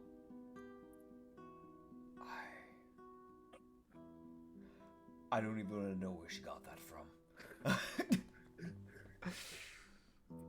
You might be able to befriend her, if I'm honest. I might try, because I don't want her causing harm to people. If I can at least get her morals in check, that would be good. I might actually go deal with that myself. She walks along the shore. Okay, so this is something I'm gonna have to deal with because I don't know. I feel like a lot of my squads might just try to kill her. I'm gonna be honest. So, koi fish lady, the shore. Where? How many days away? Just the threatening, fucking. Where is she? Yeah. She's like, she's usually only about like 2 days south along the coast. She usually travels between 2 and 3 days away on the coast. That's where she's normally at. 2 days from coast. Understood. I 2 appreciate days it. south of Naporia, on the coast. Gotcha. Flush coast. Okay, gotcha. Cool. That's a character I look forward to seeing. Yeah, it's the thing of she tells you this with complete confidence and a smile, and it's just the confusion is building for Hoji. Insight? Is there a motive behind her telling me this? If there is a smile. 14 plus 3, 17. Is there a motive I'm missing here? No, you asked for something interesting. She gave you something interesting. That is all. That's fair. I help her with the 10 books. I leave the wraith. I'm pretty sure that thing stays summoned for what, an hour? So. I mean, it just vibes until he desummons it. Okay. So he would just let it help her until he feels that that it just tells him telepathically. It just fucking yeets a book at him. No, just telepathically. I'm done. Like you're not done now because you just chucked that book. It's like it can just tell him telepathically when it's done. He would just desummon it then. Yeah. Yeah. So yeah, but that was the half-Lubin girl, Yeah. Vezra. She's Right. very friendly. It's the most like Right. she's super friendly, and you're helping her. So you were like, you know anything interesting? Oh, I know something real interesting. Tells you about a lady with a koi fish. No, we got information. So many questions. Problem, that koi fish is like 5 feet long. God, why? It's like she wasn't. It's something of like the way she described the fish is that it is the size of most people, like the average is the same size as the average person. I have an idea. Okay. Would Mirtak be able to cast? And this would probably be a ritual for him to do. But would he be able to cast a form that would be a permanent form of air breathing for that koi fish, just in case? So right now, from what you've been told, the lady's got a bubble of water around the koi fish's head, That's what I'm saying. so it can Yeah. breathe. Yeah, that's what I'm saying. Because I'm like, if someone pops that bubble, it's basically fucked. But apparently the fish can fly. Yeah. That's Okay. Well, that's gonna be a thing we gotta deal with later on. Okay. So I know the first place will hit, but also there's some stuff I need to do in town. 2 days south along the coast. I know we need to deal with the hermit first, because that one's kind of like time sensitive. But But the fish lady. she's on the way. No, she's not. You gotta go back for her. It's fine, because we gotta go south in a lot of ways anyway. It's whatever. We'll have to bring back no matter what we go to. Dude. Yeah, so here's... I need to go to... Let's see, I think it's weapons I've got on me that I've gotten from the past fights. Yes, so I need to go to like a weaponsmith if any are open right now. So you're going to Naporia. So your options include a artificer shop, any of the 3 taverns, or a blacksmith. The blacksmith. Those are the people who would likely buy it. Yeah. Blacksmith is the best option, obviously, but yeah. Yeah. Also, Meow. you Meow. Oh, she's got my mom opened the door. That's why I was hearing me out. Hey. Oh, she's on the phone. Yeah. So, anyways. Yeah. Oh boy. Yeah, so he Yeah. would be able to see. Also, when he goes outside, he would see the Reveled Tornado. That is one of the taverns, and that's where most of the people are. It's being run by a Dejini. So that's an interesting place. Okay. Yeah. Huh. So an air genie is running a tavern for fun. Sounds fun. I'll deal with him later. Deal with her later. It's a woman. Gotcha, my bad. I didn't know. You didn't say. But- Hurt her. There will be pain. no, don't threaten people. I don't have a reason to hurt her. She's not hurting anyone. My character's a She good is one of my person. favorite NPCs. I absolutely love her. Fair enough. I have no reason to fight her, So so extra. you're safe. She's so extra. So extra fucking character. Great. Okay, so blacksmith. Yeah, it's a blacksmith. You walk Blacksmith. over to the blacksmith shop. It's closed. It's the dead of night. Go away. I go to the tavern with the genie. You get there. It's like 4 in the morning. The blacksmith is closed. Fuck off. But there's that one person that there's that 100% one person that is awake, like they're walking their dog or something. They like walk out and they just see Hoji, who just walks up to the door, tries to open it, and goes, "Oh." You just see him stand there for a bit, and then walk away at 4 a.m. There's 100% someone that People are sees asleep at that. this hour. Yeah, the homeless man does. Of course. Where The is homeless he? man sees that. Perception. You don't Natural see the homeless 15, man. Pause 5, 20. Stealth check for the homeless man. You don't see him. Alright, so I won't give him money. Gotcha. No, I'm kidding. You see, Yeah. he's fucking I disadvantaged recruit with his him. natural 8. God, yeah, that's fair.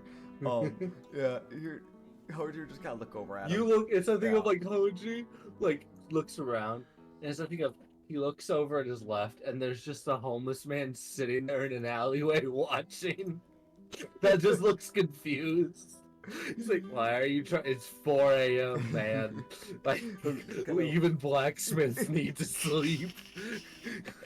Hoji just kind of waves at him. He kind of starts walking over. The homeless man stares at him. He sees that he's like starts rummaging through his pocket as he just pulls out 20 gold. Okay. And he just kind of like reach out his hand like, you can take it if you want, type of thing. He doesn't say a word, but he's reaching it out. The homeless man would take it, more confused than anything else. He pulls out a piece of bread. Gives him the bread. He'd take the bread happily. Great. And then I look to him and go, if you ever need help. You see a smile, like probably the first time this man has smiled in years. You just go, oh, that's so sad. You just go, if you ever need help, there's always Shadow Garden. Reach out to us if you wish to get hold of some money. We'll take care of you. He smiles And Hojiro walks away. and doesn't move. Fair. He doesn't say a word. Fair. So, okay, so I know how that's going to happen. It's a homeless guy causes everything. Yeah, The homeless guy burns everything to the ground. The homeless man will now forever follow you guys. God, he's the final big bad. Some- He ends up being the BBEG. He's a big bad evil man. You gave him money, so he started his evil empire. Starts a whole mafia. No. The mafia takes over the dynasty. The emperor dies, the daughter dies, he's running it. The bandit king is run out of like business. The dwarven empire falls. The desert crumbles, and the orc empire cowers in fear. As Of a homeless man. yeah. As you see his right hand man become the harbinger. The harbinger, the guy who's trying to kill all the gods right now. His right hand man being the Harbinger and the left being the Crown Demon. All the cores fall. Including Hoji's. Yeah, Hoji's, the demon cores, monster cores. Excluding Hoji's. Hoji's is the only core that doesn't fall. Yeah, he's like, I like you. Meanwhile, the monster core, who's like known to have some of the strongest people, somehow dies. Like, wait, we're at his mercy. Oh, one minute, it's that weird thing. I was like, oh, the Assassin's Guild, if it exists, is like the strongest. It's like, no, the monster core is fucking miles ahead of them in strength. Oh yeah, no, the monster core could probably. They have people. Yeah. They have people who can solo Titans for fun. Yo, it's that funny thing of, honestly, the monster core could probably handle the demon core and the Assassin's Guild, and maybe also the garden core all at once, and they'd be fine probably.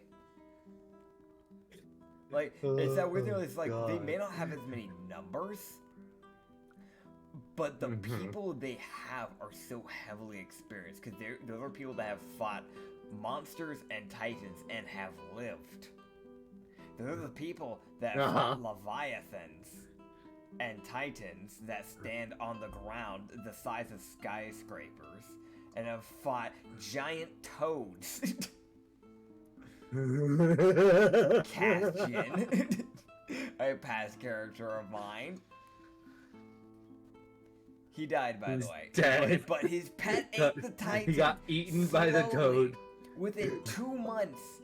The toad couldn't figure out, because he had a tiny lizard, ice lizard thing called an aura that live in caves, and his name was Oreo. When he died, he let it out of its jar, so it survived.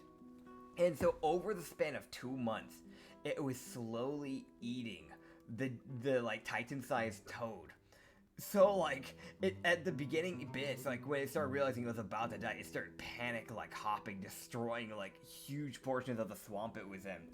And it eventually died. Oreo, the Frost Aura, ate an entire Titan toad within 2 months.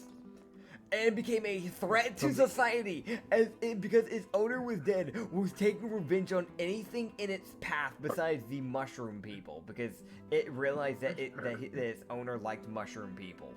So it was heading towards a very well-known city, and the Battle Core and the Demon Core as the Monster Core were all prepping for it, because it was Titan-sized.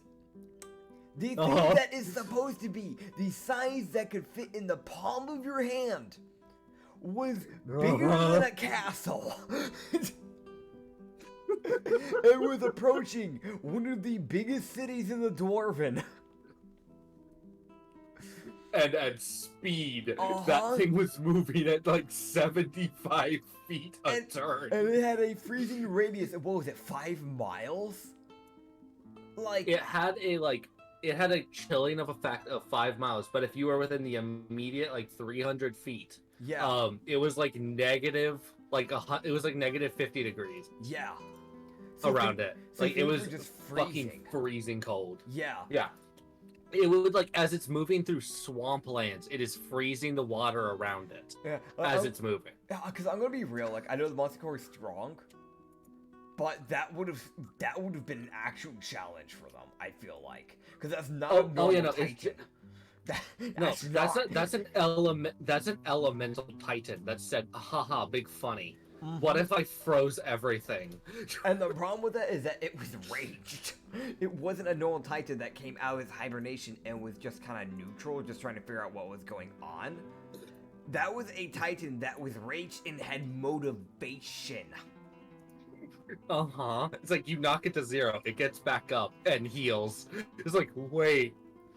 Ishtoven, why? Why are you like this? I'm pretty sure also, if I remember correctly, Ishtoven and Archon had blessed that thing. Because they both, it was like, your cause is just, however violent you may be. Yup. Ishtoven is the god of rage. If you rage, there's a good shot he blesses you for that time being. Problem, that thing never got unmatched, so it was just permanently blessed. And Archon, the god of lightning, will just bless anyone if he thinks it's funny, because he's a chaotic good, like, god. So he's it's like you're vibing. You're a normal person running a bakery. You finally just got your business running. You become a half lightning genasi, and you're a human, so your life is cursed, because you touch anybody and they fry. Because Archon thought it would be funny. Example of this, in Kasu's campaign, we have a bouncer named Hazir. Go watch the campaign. You get to hear nothing else about this. Go watch the campaign. This is a threat. Yeah. Yeah. Hazir is a person who's been made an example. He doesn't like it. Yup. And I just want to piss off Archon to become half lightning. But I won't. He turns you into a lightning frog. Nah. No, And then he drops you into water, so you electrocute yourself. That's sadistic. That's sadistic. Archon's like, whoops, I didn't mean to put water there. It's like everyone else, what do you mean? Meanwhile, Neptune approaching with speed because you messed with his element. You messed with water. Salacia is also mad because you did that on their land. He just fucking creates a like mini ocean like in the middle of the Darren. Like, this is funny. It's like everyone else. Why? Why? It's like the 3 cities in that vicinity drowning. Okay, anyways. Yeah, so he goes to the Genie's place. Yes. Which, let me see how much money Keela's made. Yes, how much has she made? No, she's doing the one thing she's good at. Charisma.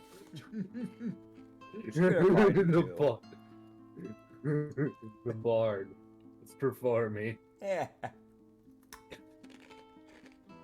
She's actually not doing a bad job. Yay. Good job, Keela. She's an entertainer. She's making people smile. She's making some money.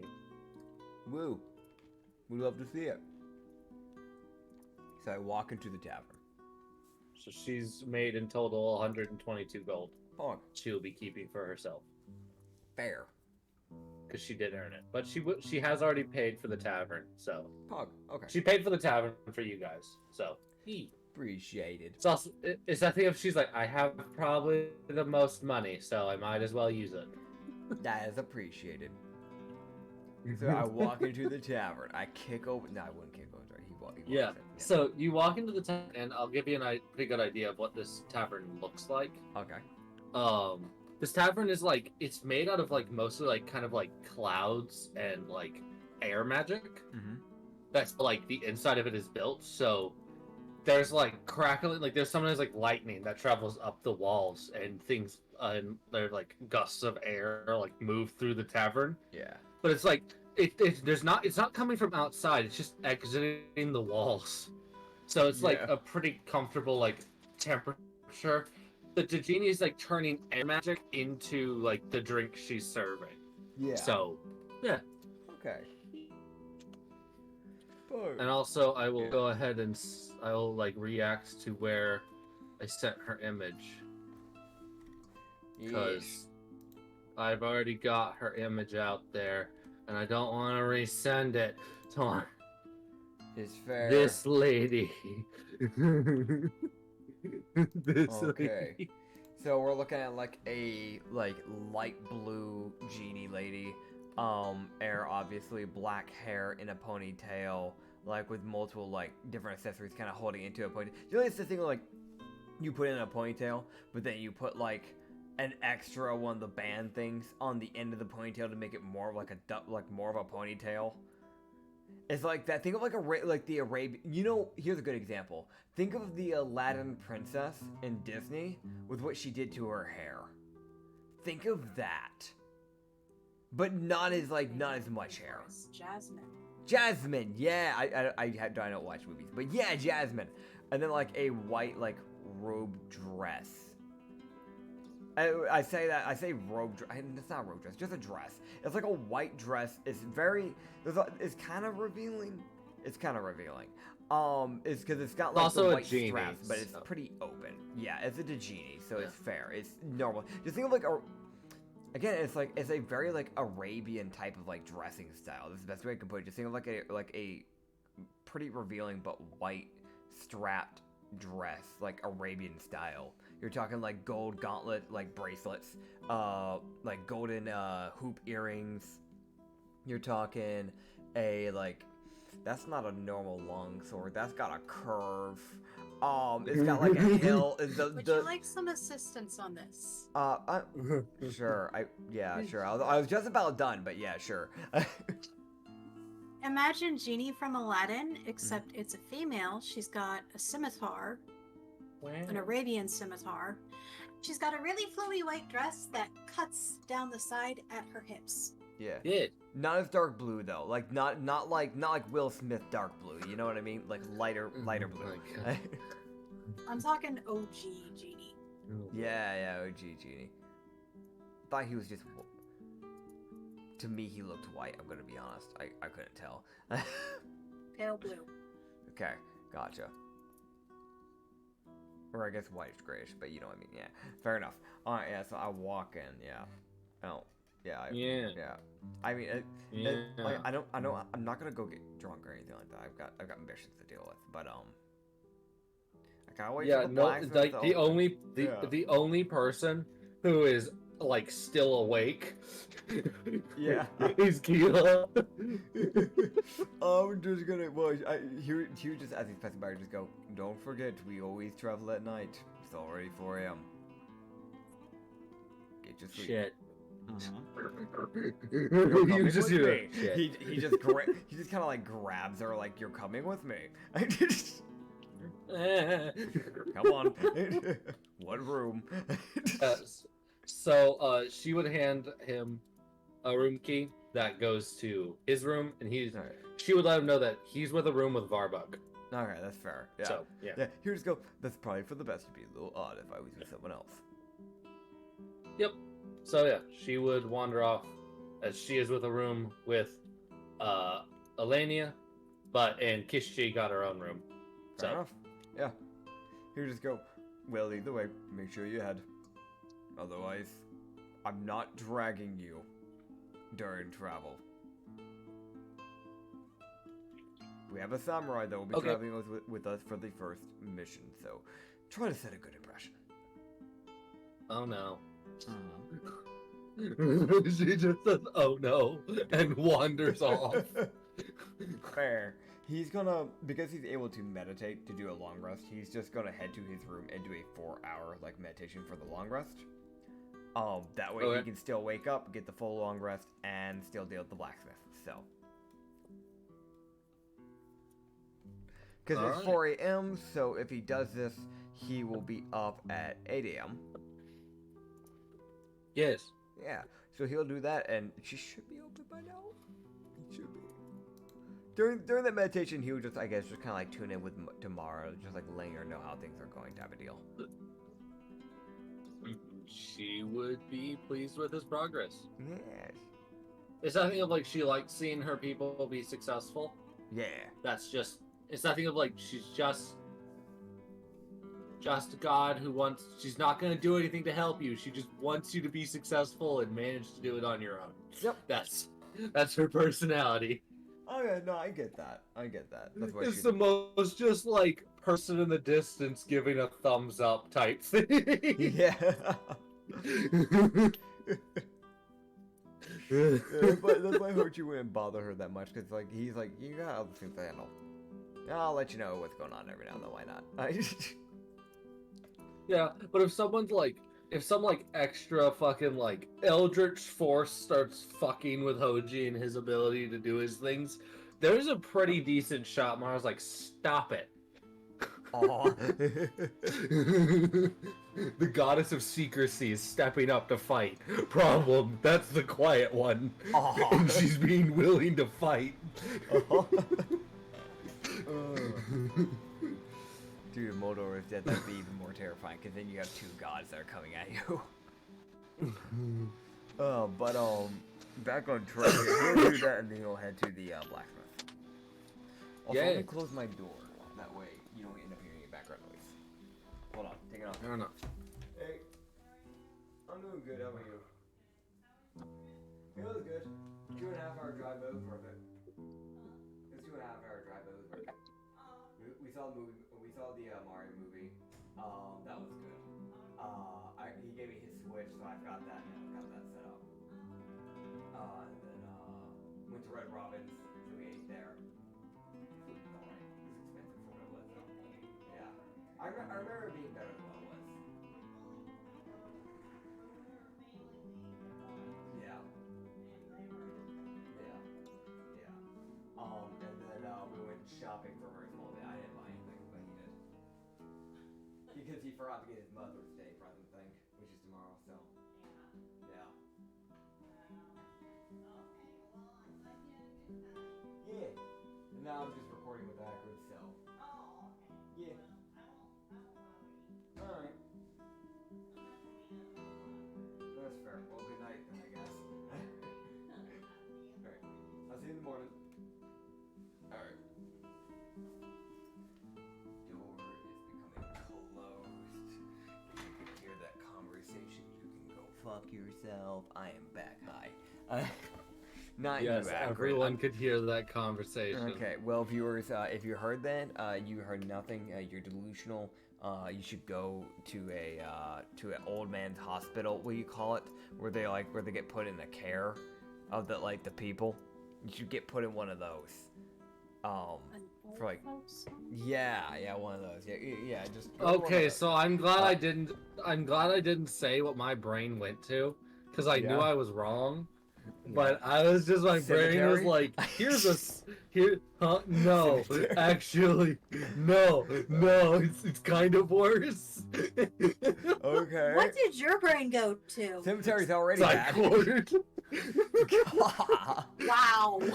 I think that's just as bad for different reasonings. Because Cemetery's saying that you're already dead. Uh-huh. Alright. But psych ward. Yeah. People I deal with, ladies and gentlemen. God. My brain went to psych ward, and I was like, that's wrong. I'm not saying anything. I'm just gonna stay quiet and let them have a conversation. Fair. Okay, so. But I didn't feel like that could go without saying. Fair enough. Yeah, so I'm gonna go see that blacksmith now.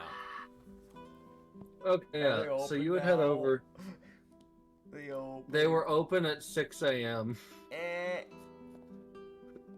So you got there just a bit too early. Also, when he would wake up, he would see that Alania is getting up, Uh-huh. and Alania is heading over to the Durla Tavern to go and learn what she can from over there. Fair enough. Have There's also a fun good with that. shot she'll make a fair amount of money. I guess I'll go check in on her after this. Fair enough. Like, I know Durla Taverns are pretty, they're, out of any taverns, they're probably one of the most safest taverns out there. But it's still good to check on them, make sure they're doing okay. Because at the end of the day, the type of job that you're doing in that type of tavern, when you're performing... You are getting bludgeoned by money. That's why he's checking on her. It's like, the more health you have, the more money you can make. It's like, but wait, what does the health have to do with that? You'll see. Miria worked for one of those, one of my past characters. I know how that goes. They are, people are very giving with the money. Yeah. Problem, they basically chuck it at you at Mach 2. Dude, this is a little random thing I want to put out there real quick, because I want to be able to remember this later on in the future, and so I can look back at this podcast and look at this bit. But I remember Mirio got like a nat 20 on performance at the Durla Tavern one time. And I think at the time Mirio was still a guy, if I remember right, but he had like bandit that was like, cause they were performing at a Derla Tavern that was like located in a bandit area at the time. You know, it ended up becoming his headquarters area that he met like some of his like party members and all that fun stuff. But I'm pretty sure one of those bandits chucked a little gold bar at him when he got the nat 20. Now her, by the way, because Yovina did a big funny on her. But she just had like a giant gold bar chucked at her. So she took like 20 bludgeoning just from that. Like. Like, it's that with Daryl Tavern, money is available to these people. Yeah. Nat 20 is a scary thing because, like, for that specific scenario, is that weird thing is like you want the nat 20 for the money, but there's also a shot you get the nat 20 and you die. That was a roll. That is the thing of like you get the nat 20, you end up on death's door, death saving throw, as the clerics try to get you out of your dancing cage, because yes, they have dancing cages that are on chains and normally are like going around on the ceiling, kind of being like spun around on like a machine. Like they're suspended. Yeah, like a suspender thing. So they have to get you out of the cage in time and hopefully heal you before you die. It's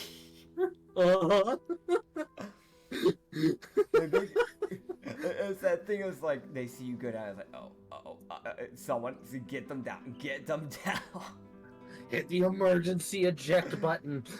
So they immediately fail one death throw because they hit the floor taking damage.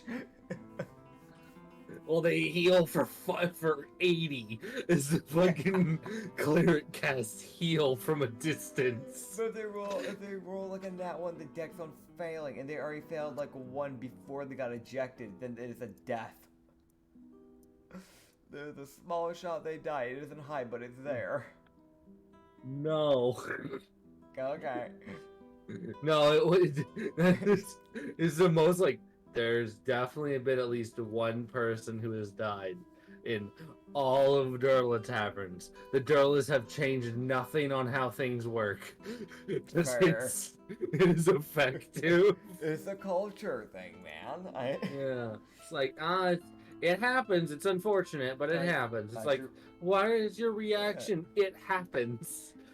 Because it almost never happens, but it does happen. Also, I'm gonna do this real quick. Darlas are homebrew race. They are basically displacer people. They can shift in between displacer form and a more humanoid form. They have 4 arms, 2 legs. They do not get 4 legs and 2 arms. That look weird. And they have a very like sexual culture. They also have a very big pride for the hunt. That's the thing of like if you meet a Darla out in the wilderness and they're like a druid, there's a shot they're just not even wearing clothes.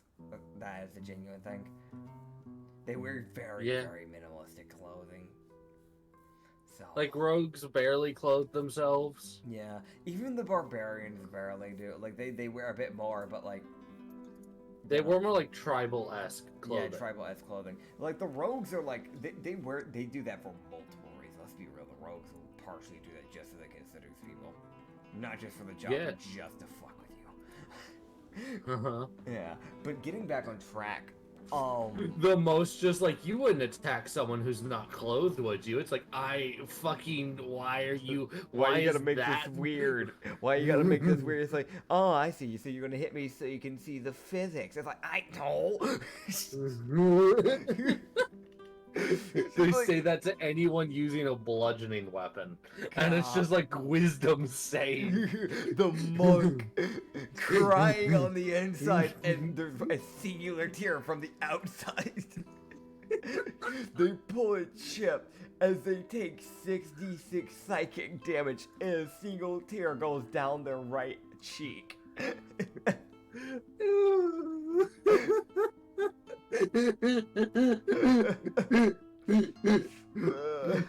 It's like they're trying to figure out where to punch to see if they can make this any better. The Darla, oh, are you scanning me now? Or now you're looking at me like I'm eye candy, and now I see how it is. It's like, no!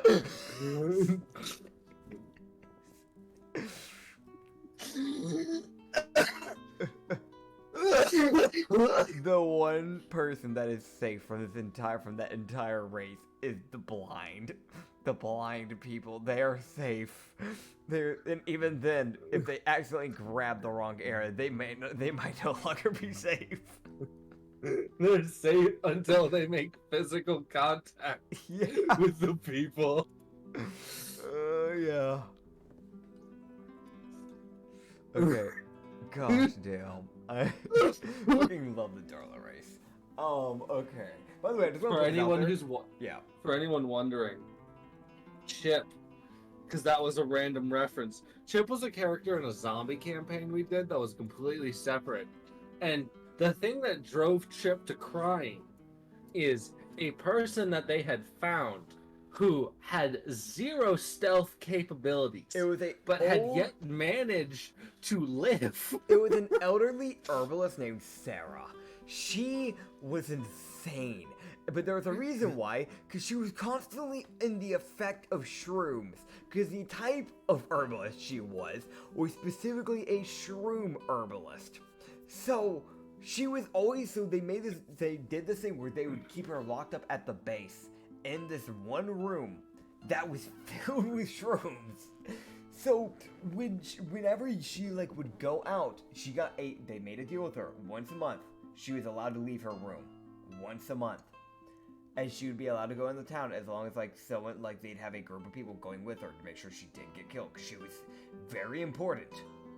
But they couldn't. She was essentially in D&D terms, she was the only druid you would ever find in this world. Yeah, and since the plague, the virus, was a military made fungi that caused this and got out of hand, she was really needed so we could figure out how to stop it. We didn't figure out how to stop it. We died. Yeah.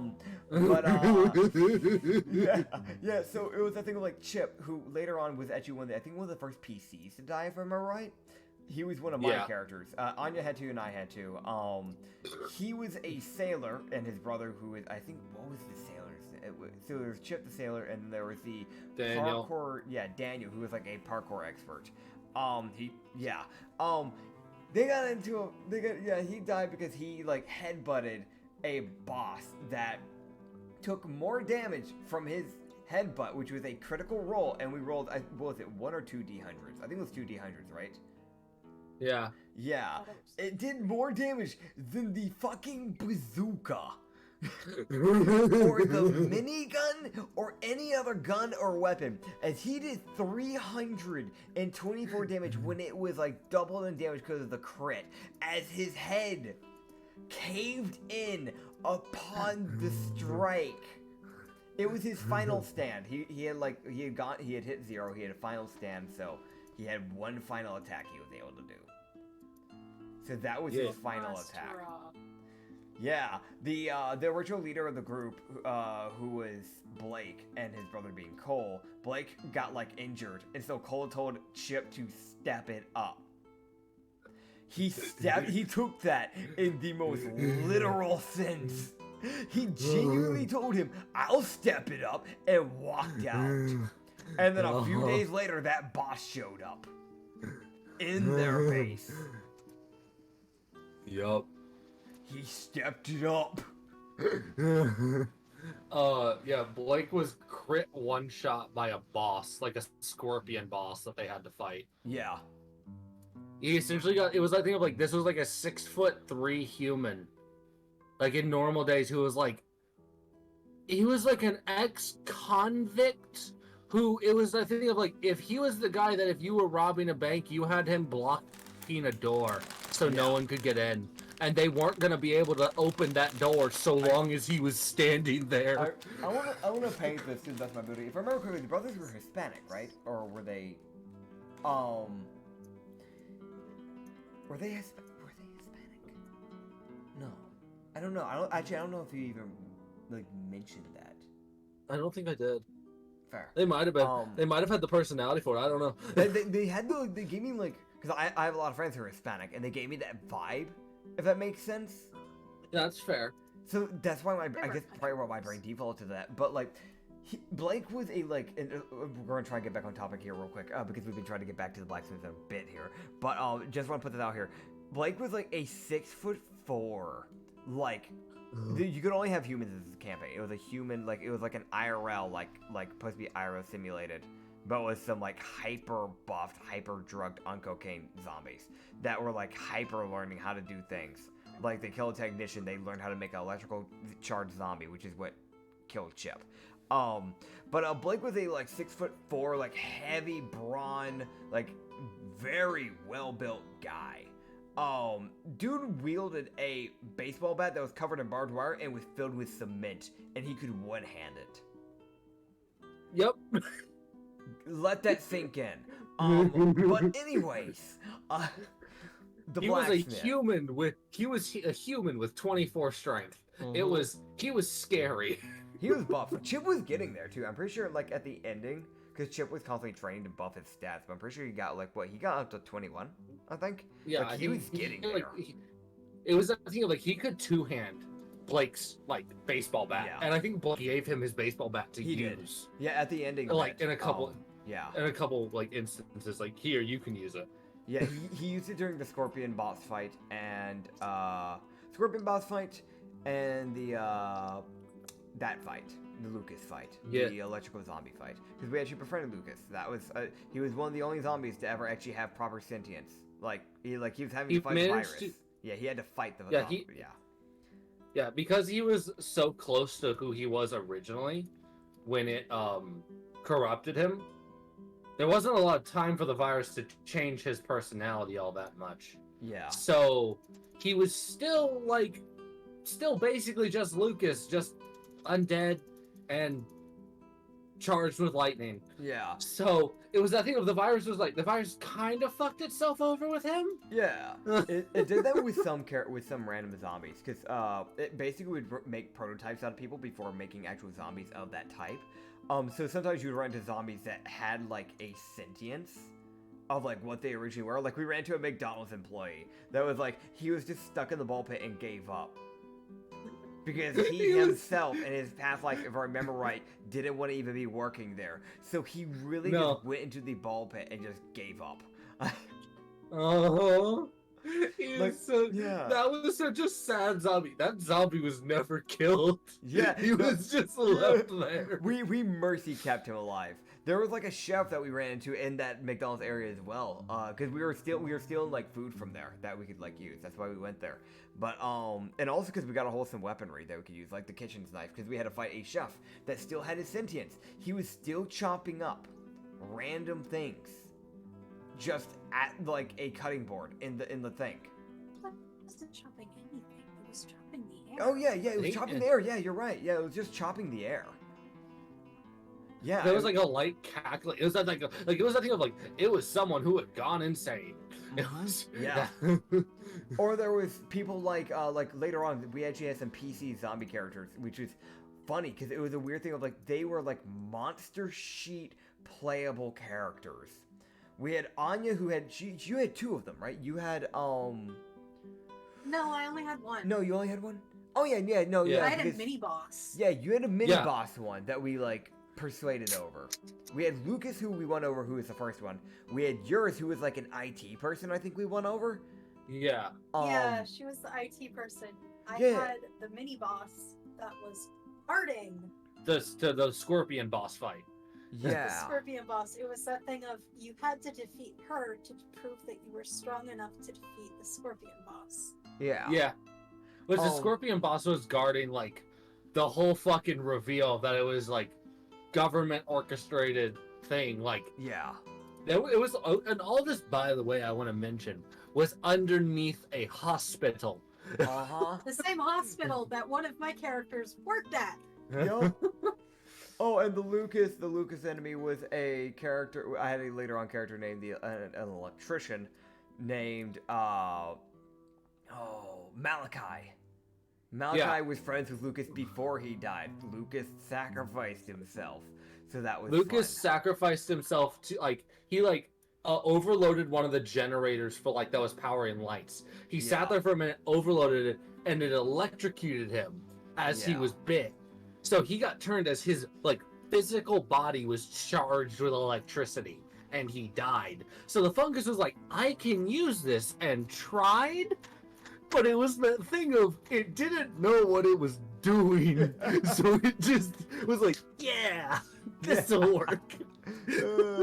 But yeah, so there was that.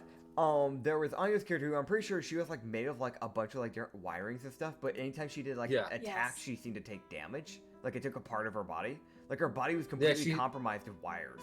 Like there was no like actual flesh or bone anatomy at that point, if I remember right.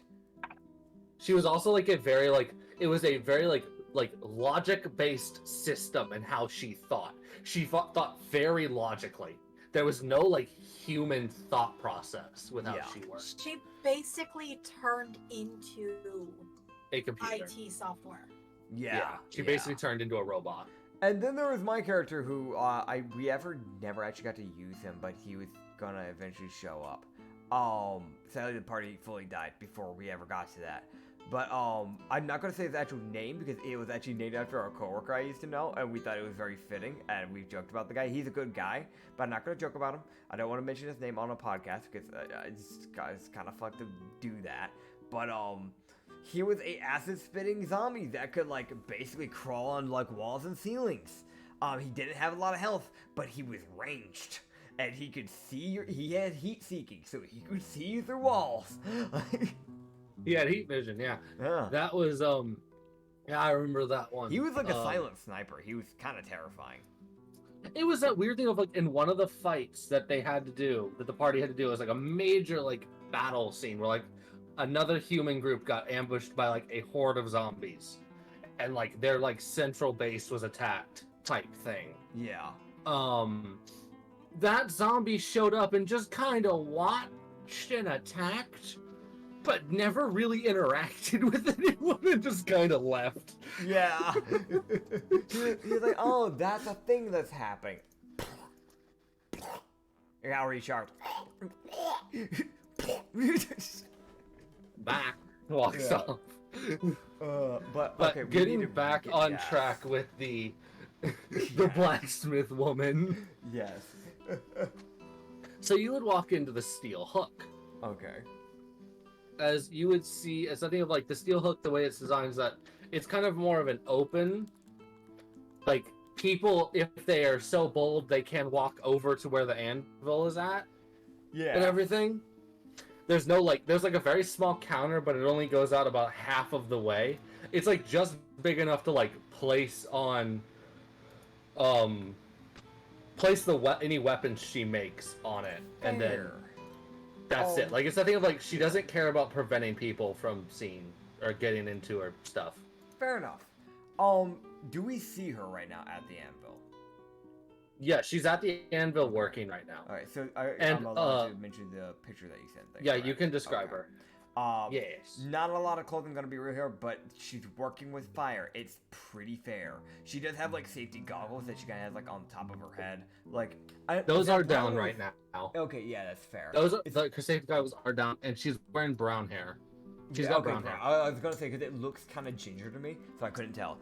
So yeah, that is like it's quote unquote short for women's hair, if that makes sense. I fucking hate that. I hate that fucking thing. The hair goes basically down to shoulder like length, almost down to shoulder length. It barely doesn't make it. But it's pretty well taken care of hair. She's working with fire. Yeah, she's working with fire. She can't really have long hair. She has like a white bandana that goes over her hair as well to kind of, I guess, keep it from probably being prone to catching fire. Besides that, you're looking at like long black gloves, like the one on her right arm, which is her main dominant arm by the looks of it. That's a longer glove, like it goes past the elbow bit, a little bit past that. And then on the left hand, it's just like, it just goes past the wrist. Like, it doesn't go that far. But she does have, like, some wrappings by the look of it on that end of the arm. Probably because she's probably, like, burned herself lightly or something of the sorts. Very, and I mean very revealing, like, crop top, quote unquote, is really just a bra. I'm gonna be honest. Like, there's no other way to put that. There's not a lot there. Yeah. One thing I will add Yeah. is one thing she is wearing. She's got like an amulet that she's wearing. Okay. That's got like a red, like it's got like an amber, like a fire opal like set into it. Okay. And it's like outlined in like kind of almost like a platinum type. Yeah. Kind of thing. So it's probably a pretty powerful like amulet she's wearing if it's being like outlined in platinum type thing. So it's probably a fire immunity. It's or something probably like that. Yeah, is that fire immune so she can wear like less clothing so she's not dying of heat? Yeah. No, it makes sense. It honestly makes sense. She also has a black choker, by the way. And the pants are like, think of like stereotypical like anime blacksmith woman. Like, you know, like how they always like the stereotypical one always has that very specific like cargo pants, like that like weirdish like murky green grayish pants, like cargo pants with like a bunch of pockets and like the strap, like the black strap over it. That's really what she has. So yeah. Also very well built like body. Like she doesn't have, it doesn't look like she has a lot of upper strength in her arms, which is kind of odd for a blacksmith. But she most likely just has lean muscle because she definitely has abs. She definitely has abs, and she has an hourglass. Definitely has abs. There's more physical strength there than the image can show, obviously, because Yeah. I can't find perfect images. But she does have Yeah. a bit more definition than the image shows. That is completely fair. Yeah. But yeah, that's what we're looking at. Yeah, sure. Yeah. So yeah. I walk up to the counter. I'm not gonna be that guy that's an asshole and just, you know, not being that guy. Walk straight up to her like, hey, Fucking buy my shit. It's like leans, leans on the anvil, put my hand there, like, hey, how you doing? It's like fucking, it's like, my man. Think about where you She's put now your rolling. hand. She's now rolling it to hit, and it is on your hand. Yep, bro. The anvil is also hot, so you take 12d6 burning damage and then 10d10 bludgeoning. Oh, Okay, anyway. because your hand is being pinned between an anvil and a very heavy hammer. And both are very hot.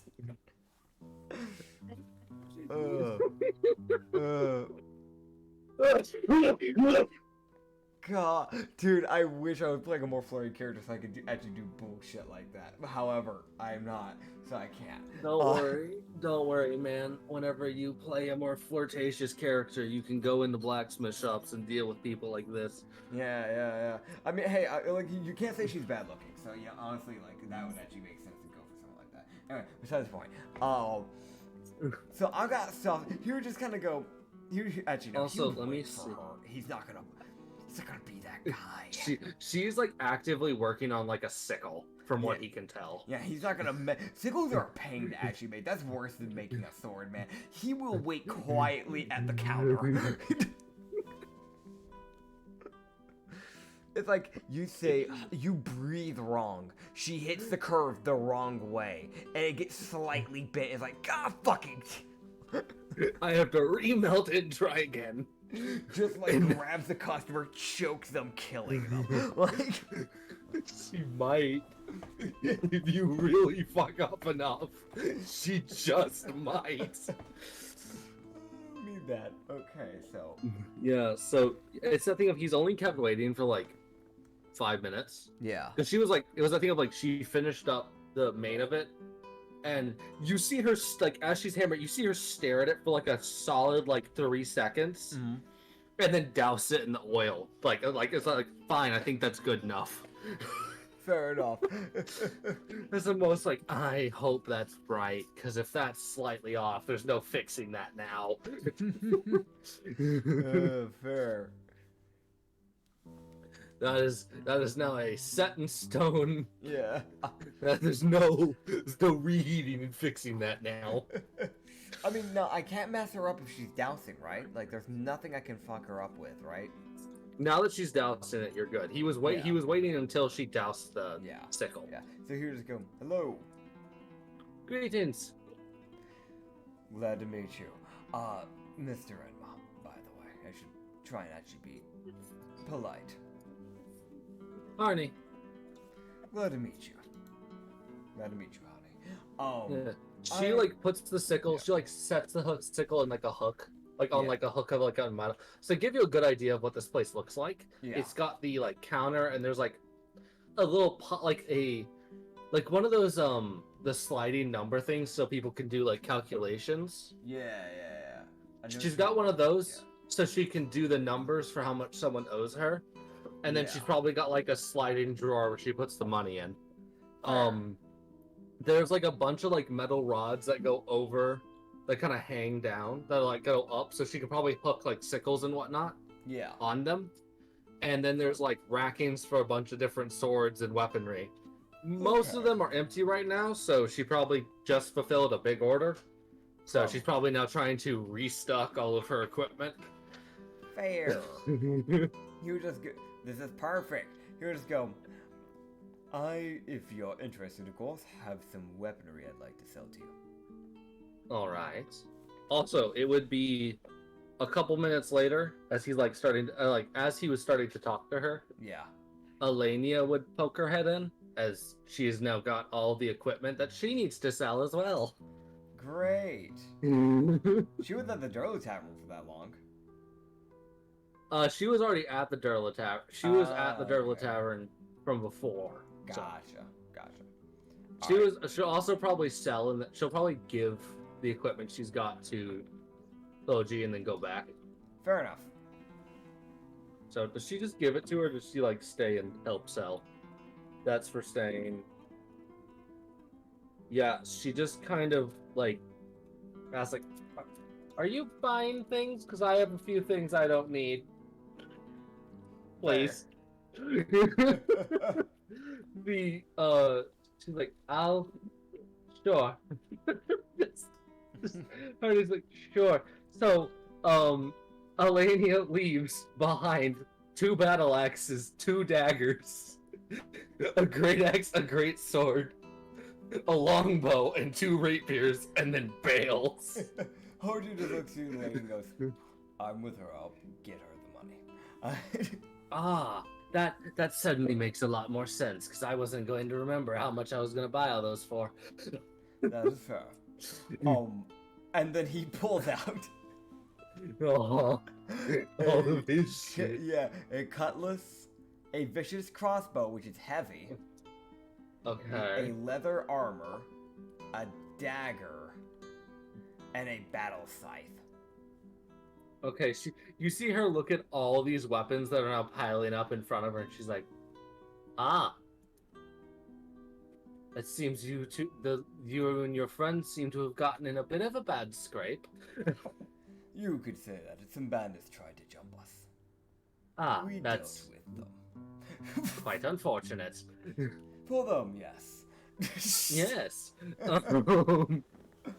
So she kind of inspects each weapon, and I will go ahead and add the money where she buys. I'll add each thing to Alania, because if it's bought from Alania will get it, just to make it easier.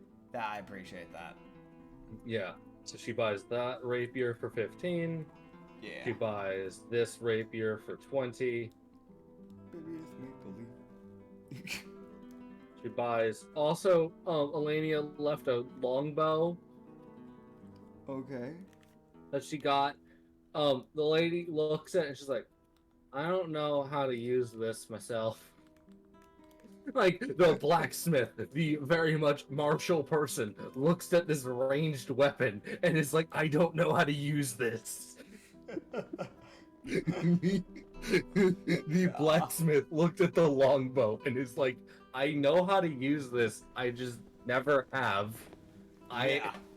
I don't see much value in this. Do you want it back? Or I can buy it for 10. I'll give it back to Alania. She needs to learn to sell that to a Fletcher, not to a blacksmith, buddy. She doesn't. She's like, I'm not gonna use it, so here you go. And the blacksmith is like, I will buy this for 5 gold. I have no value in this weapon. No one will come to me for this. I was expecting 5 copper. She's like, it's a very well taken care of longbow. So she's like, 5 silver. Like, it's the most like, God. I'll give you this, I guess. So Alania will get 30 for the great sword, and then 35 for the the great axe.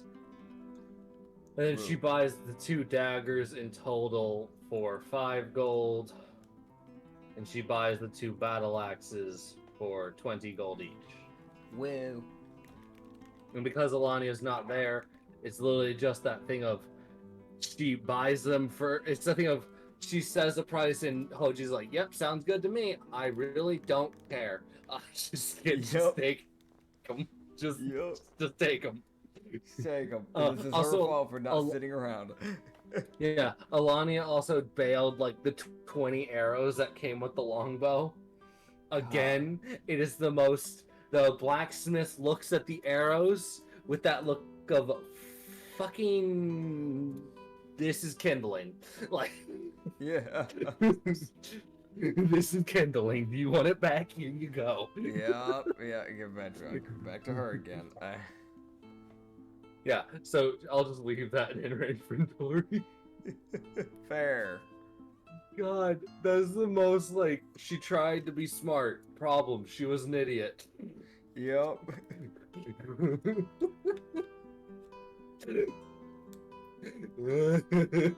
Good job. But continue. Yes. So she would look at the cutlass, and I'll go ahead and see what condition it was in. It was a cutlass you've had for a while, if I remember. Yeah, I've had since I think one of the first missions. Oh yeah, you got it from one of the pirates. Yeah. I think, did you also get the heavy crossbow from one of them? That was from the bandit. Yeah. Okay, so yeah, the cutlass is in pretty good condition. So she's like, I don't often see these, so I'll take it for.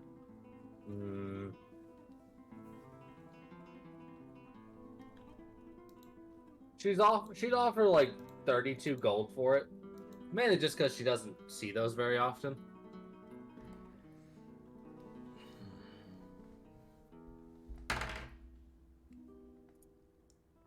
Persuasion check. Okay. 15. Okay. How about 40?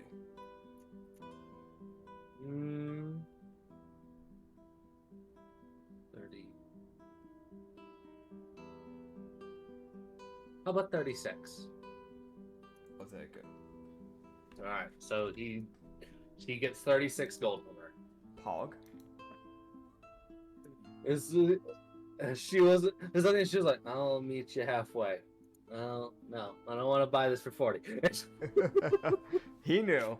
He's like, if I put it up here, we'll probably get what I want. Or she just says 32 again, and you're just kind of screwed.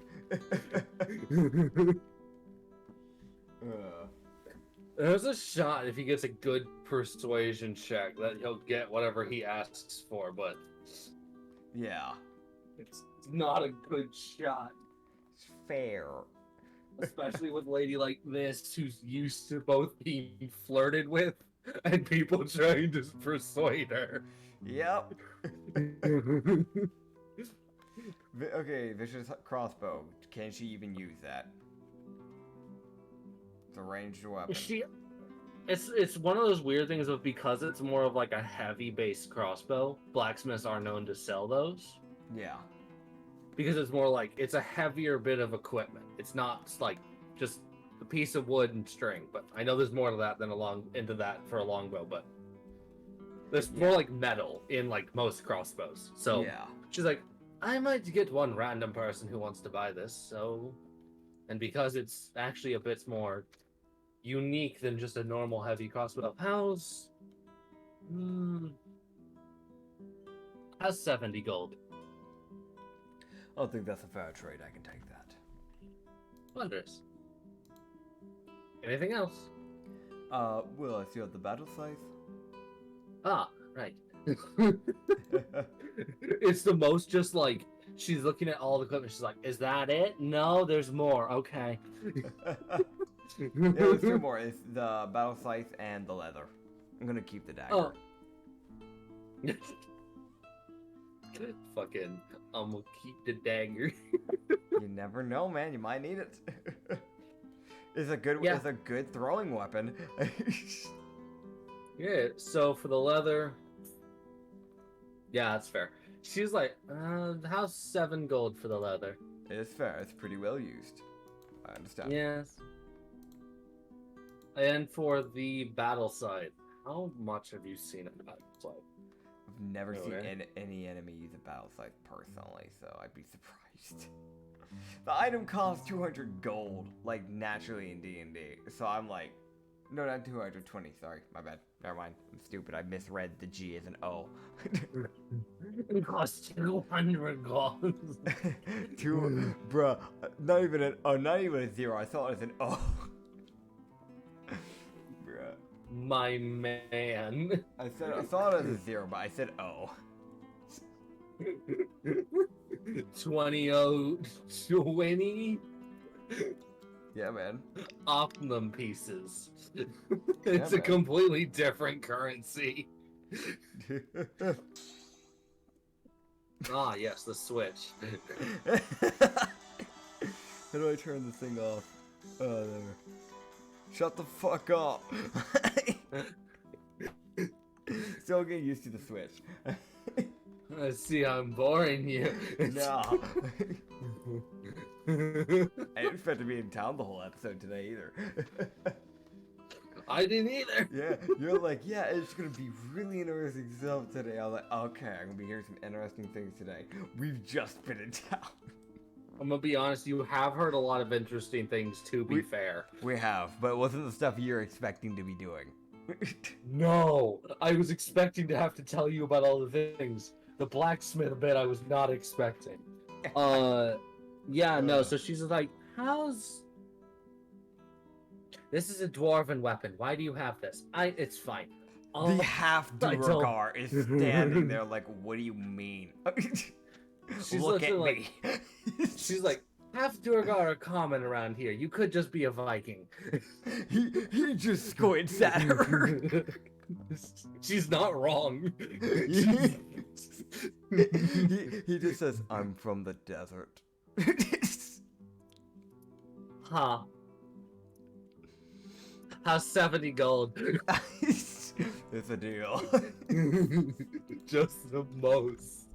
Huh. That's not where I had you placed. That's not where I had you placed mentally.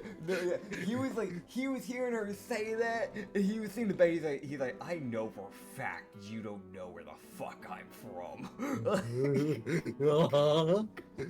At least she was honest about it. Yeah. He was like, well, at least you didn't just assume. I appreciate it. Unlike some goblin merchants that try flying around. Oh. I've smacked him twice.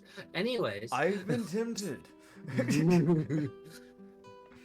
But he did allow us to get a hold of a person who was claimed, so we got them out of the desert. So I can't complain Wondrous. too much. Wonderful. Yes. Well, if you have any more things you don't want, I'll happily buy them. I sell out rather frequently. I think I am good on selling, but I would like to ask, do you have any daggers in stock by chance? Daggers. I have a let me look. rogue friend that could possibly use an upgrade at some point. Well, if he's got equipment that he would like upgraded, I can upgrade that, or he can just keep them and I'll just get him better daggers. Well, I've got 2 daggers that aren't of my creation, but I have them. Someone bought them from. I do believe he's up in where was it? I think he is over in Blackburn. I think is where he's from. Blackburn or Ashbourne, one of the two. I can't remember at the moment. Fair. But his equipment has a very fiery abilities to them. All right. You don't mind me taking a look? Yes. She's like, yes, and I do remember it is Blackburn. If you ever want to go over there, Yeah. that is where he is from. Oh, he's out of mind.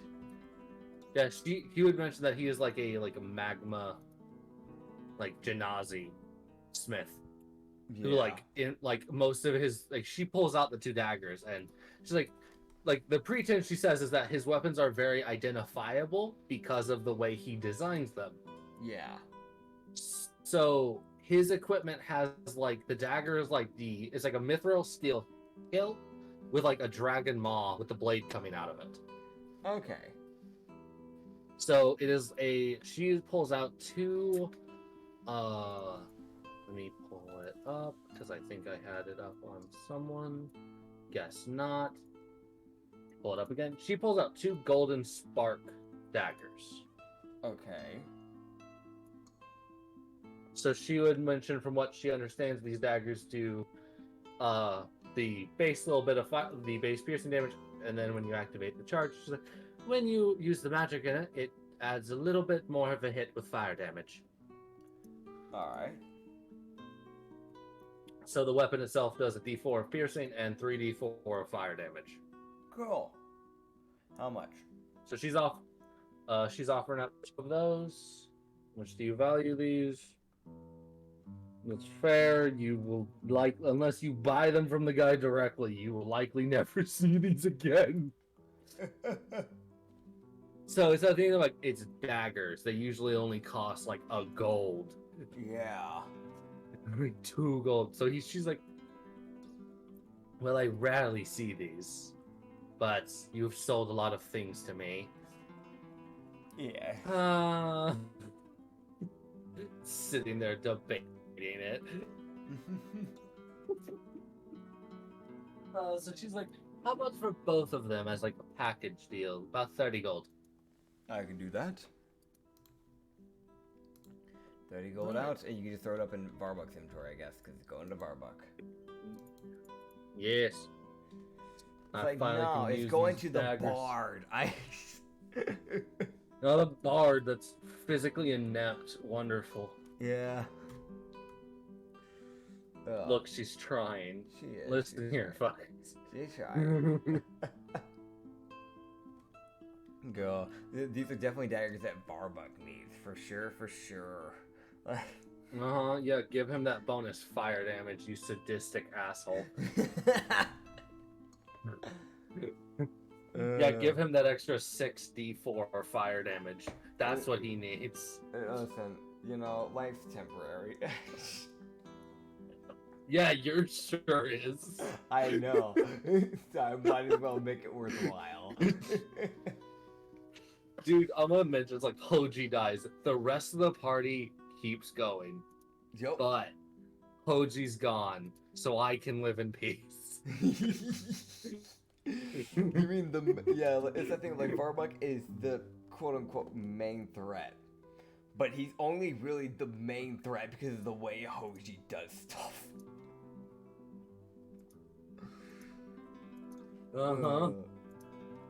Like, it's that thing. It really is the case of, like, he is the brain of the operation. And it shows. Yep. Yeah. And it really, really does. It's like, this is a weird thing of like, Elenia's not an idiot. Like, she's really not. She's actually pretty smart. Yeah. And Varbuck's also pretty smart. They just let him do all the talking. Yeah. Because neither of them are very social people. If he doesn't want to do the talking, then they send the bard. Yeah, the bard with high charisma, high wisdom, and fucking no intelligence. Yeah. She'll get it done. Yeah. Probably. We had the telepathic link for a reason, so we could tell her what to say. And she's just sitting there like, it's like someone forces her to make a religion check. Because of her deity, she must roll with disadvantage.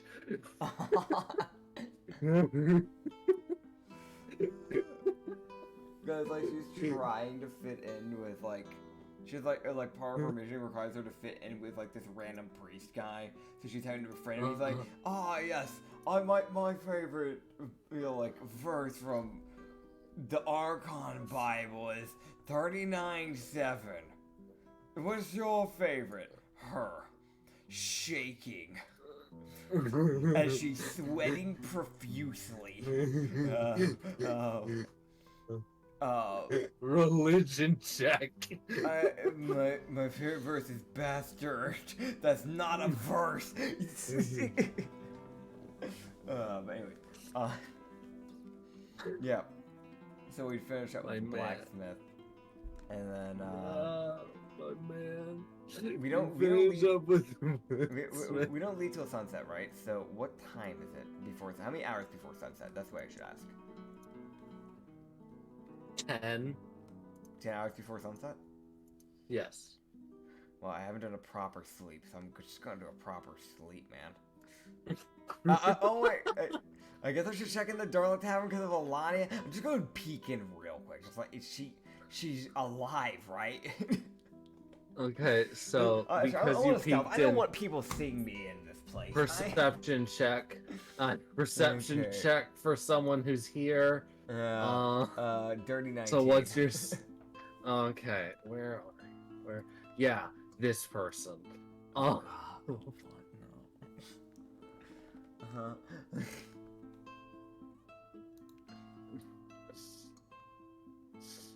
I think like Hoji has the mask up and like the hood on. He's like, I don't want people seeing me here. Yeah, so so you will see, and here you go. You can see. Oh god, who is why is she approaching? Why is she approaching? And so there is a lady that's approaching me in a black skirt, a crop top that shows the underboob. The is a gray, like, probably a like yarn crop top, sleeveless by the way, but she has sleeveless sleeves that are black. That has like red lining on the end bits, in the beginning bits. The skirt is like black as well, but it has like red linings on the end bit, of like where like the skirt kind of ends. It's pretty short. A black and red belt that is lightly detailed. A silver lining on like midways on the skirt as like, I don't know what type, I think there's like straps or something. And then like black They're, like, go on her purse or hips. satchel. Yeah, and then like a black satchel or purse that has like some red lining on it as well. And white hair with a black ribbon. The white hair goes down like to her thighs, basically. So a lot of hair. I think those are brown eyes. The red. Yeah, red eyes, and they're human, or they're a fucking vampire because of the red eyes. She is something of, he sneaks in. He can tell that like the barkeep probably notices him and just doesn't react because it's a Durla. People stealthing is normal. People love to stealth in Durla taverns because they don't want other people to know that they are in fact here. Fair. There's a shocking number of people who walk into these taverns with like a passive stealth of like 13, and they're like, yeah, no one sees me. All of the rogues with expertise in perception. The thing like Hoji already has a pretty good passive stealth. He has a passive stealth of 17, but he's still like, I'm stealthing this. He's trying little. Yeah, no, this girl saw him. Yeah. Just walking up to him.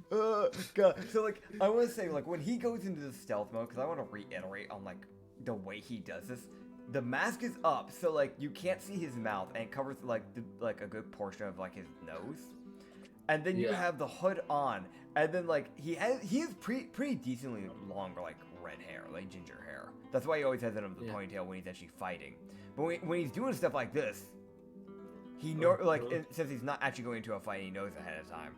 He actually has his hair down, but he has it like covering one eye, so she just sees his right eye. So if he uses his raven, she won't see it turn black. Yes. Yeah, so he has to cover her left eye. She is walking up with confidence. Yeah. Which, by the way, if her hair is in the same position that it is in the picture, her eye is also covered. The same eye, which is uncanny. He's like, he looks at her, just goes, he just mumbles under his breath, oh god. He can definitely tell this is one of the dancers for the tavern. Yup. Let me roll for something.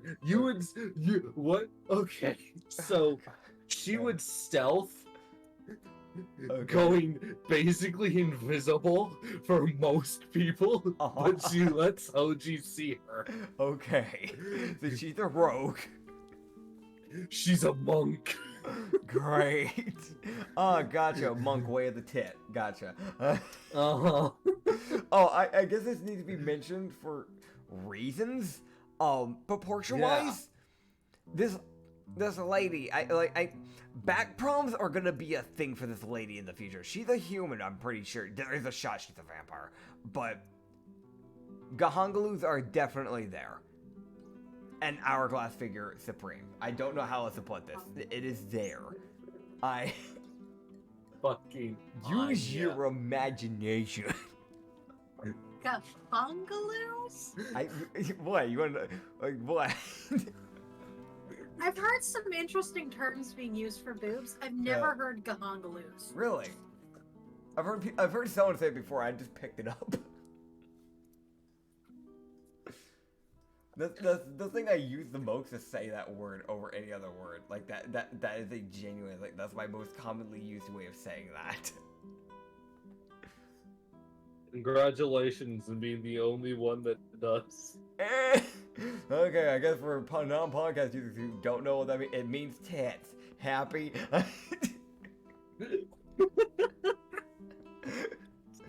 You're the only person I know that uses that. Pain. Everyone else I know just says it straight up because they don't care. Oh, wait, I remember where I got it fucking from. I got it from that fucking meme from ages back. The transfer student that walks in with... The sad thing is there's some people who grew up and they don't even know that meme because they missed that generation of memes. But that was a fucking stupid meme. Yeah. Yes. But yeah, Transfer walks in with even gianter Gahongaloos. So fucking stupid. Yes. So why is she walking up to me? She walks up and just says very quietly, and to the point where it's like she stops, like essentially like that, like 2 feet apart. Yeah. That like most people would talk at. Yeah. She stops there and says like, "Well, you're interesting. Why are you stealthing? Why are you hiding?" She says, "Why are you hiding?" Here, just go. It's instinct. I'm used to this, if that makes any sense. Stealth missions are kind of a thing I am not used to doing at this point.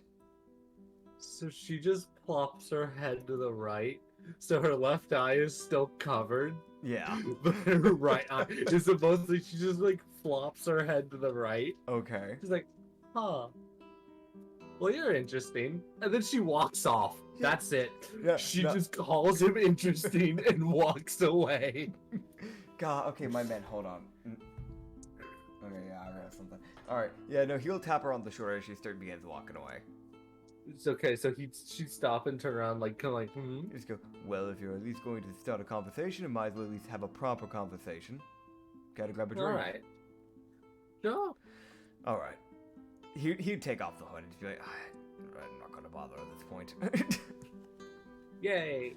You just hear a very quick yay. You'd be able to see that his hair goes like down like halfway down his back. That's the type of length that it's at currently. So yeah.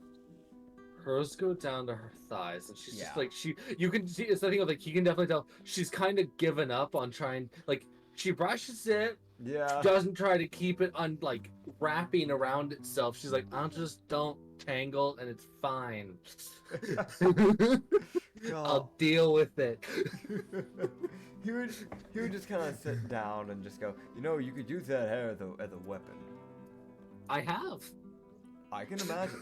If you braided that together, made one giant long ponytail, that would be a proper whip. She's like, I've sometimes unintentionally, sometimes intentionally caught people off guard by slapping them in the face with my hair. Like, it's the most just like, for the people that it happens to, they're just like, God fucking why? Where did that come from? Because that is a legitimate, like, if she moves her head with it, that has a range of 5 feet. You don't need to be within 5 feet of her. She can take a step and hit you with her hair. As it works like a fucking fan. Gosh damn, no, I can imagine that would hurt too. Like, she has enough hair to where that's bludgeoning damage you're taking. That is a proper like D8 of damage you're taking. Like, it will never go up, but it's a D8 that exists. yeah, it's a bonus action type. It's like, so main action, I hit you with my normal attacks. Bonus action, hair whip. I blind you with my hair. Oh yeah. So here just goes. So why are you working at a place like this? Money. Fair enough. And also because it's fun. I meet a lot of interesting people and I have fun dancing. Honestly, that is rather fair. I wonder if my sister would have worked at a place. Actually, no, she wouldn't have. I wouldn't have let her. I just Fair. immediately shot it down. I wonder. She just like fair. There's a little bit of danger. Yep. I would have mentioned the Durla, who is like the barkeep. Yeah. She like walks by, is like, "What drinks do y'all want?" You have anything from the dwarven?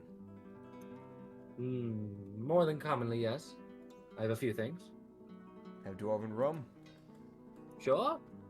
I'll take some of that then.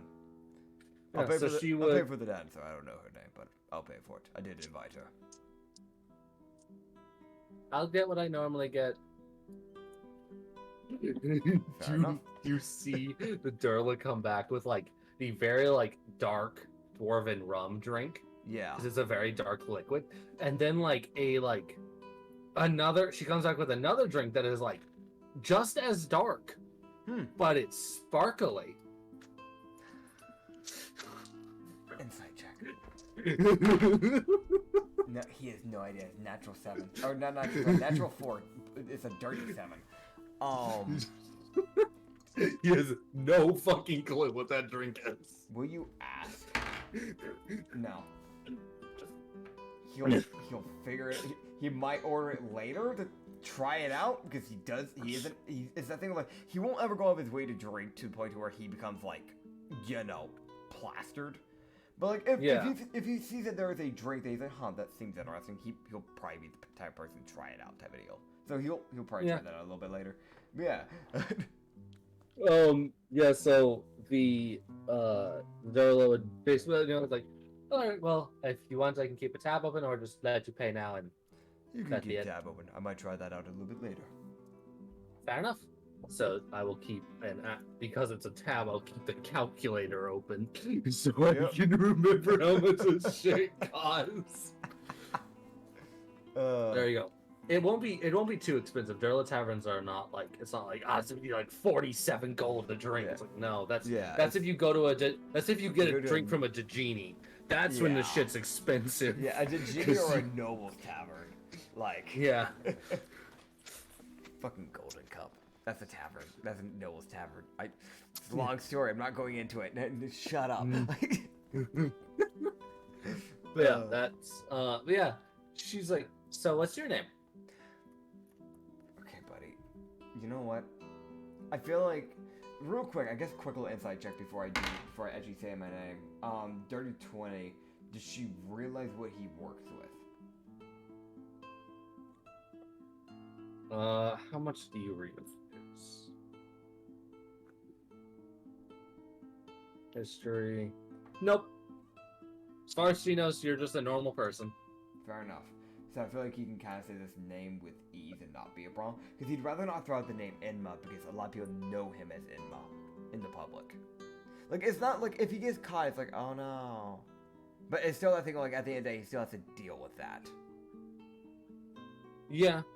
Like, he can just say, like, technically it is for a genuine reason. It's for, investigation stuff. But you have to deal with the public. So, and he doesn't want to deal with the public. Public's annoying. Is that weird thing? It's like it can be explained and it won't be a problem. It's just annoying to deal with. Like he's really looking. He's like it's like dealing with like kindergartners. I don't want to deal with you. I'd rather teach you that like the high schoolers that actually want to learn the history that hasn't been taught. Let me tell you about the War of 1987. It's like what war? But it's like the sheet says to teach some random war that like everybody knows about. He's like, so this is what you're supposed to be getting taught. But I'm gonna teach you about this. Did you ever hear about the War of the Red Sea and the true history? It's like, wait, where are you going on, bro? Ever heard about the Hydra that got trapped in a gem and thousands of people died, leaving the ocean plastered in blood for over 7 days? Like, well, they wouldn't have heard about that. That's not taught normally. So yeah, the reaction would have been, dude, there's so many reasons why this man's fired. This man is wanted in at least the desert. Like, there is a genuine thing of you have caused this place problems because you taught history that they had chosen to ignore. God, those people who were like brainwashed not to realize that the ocean was real. Wait, the fucking what? The what?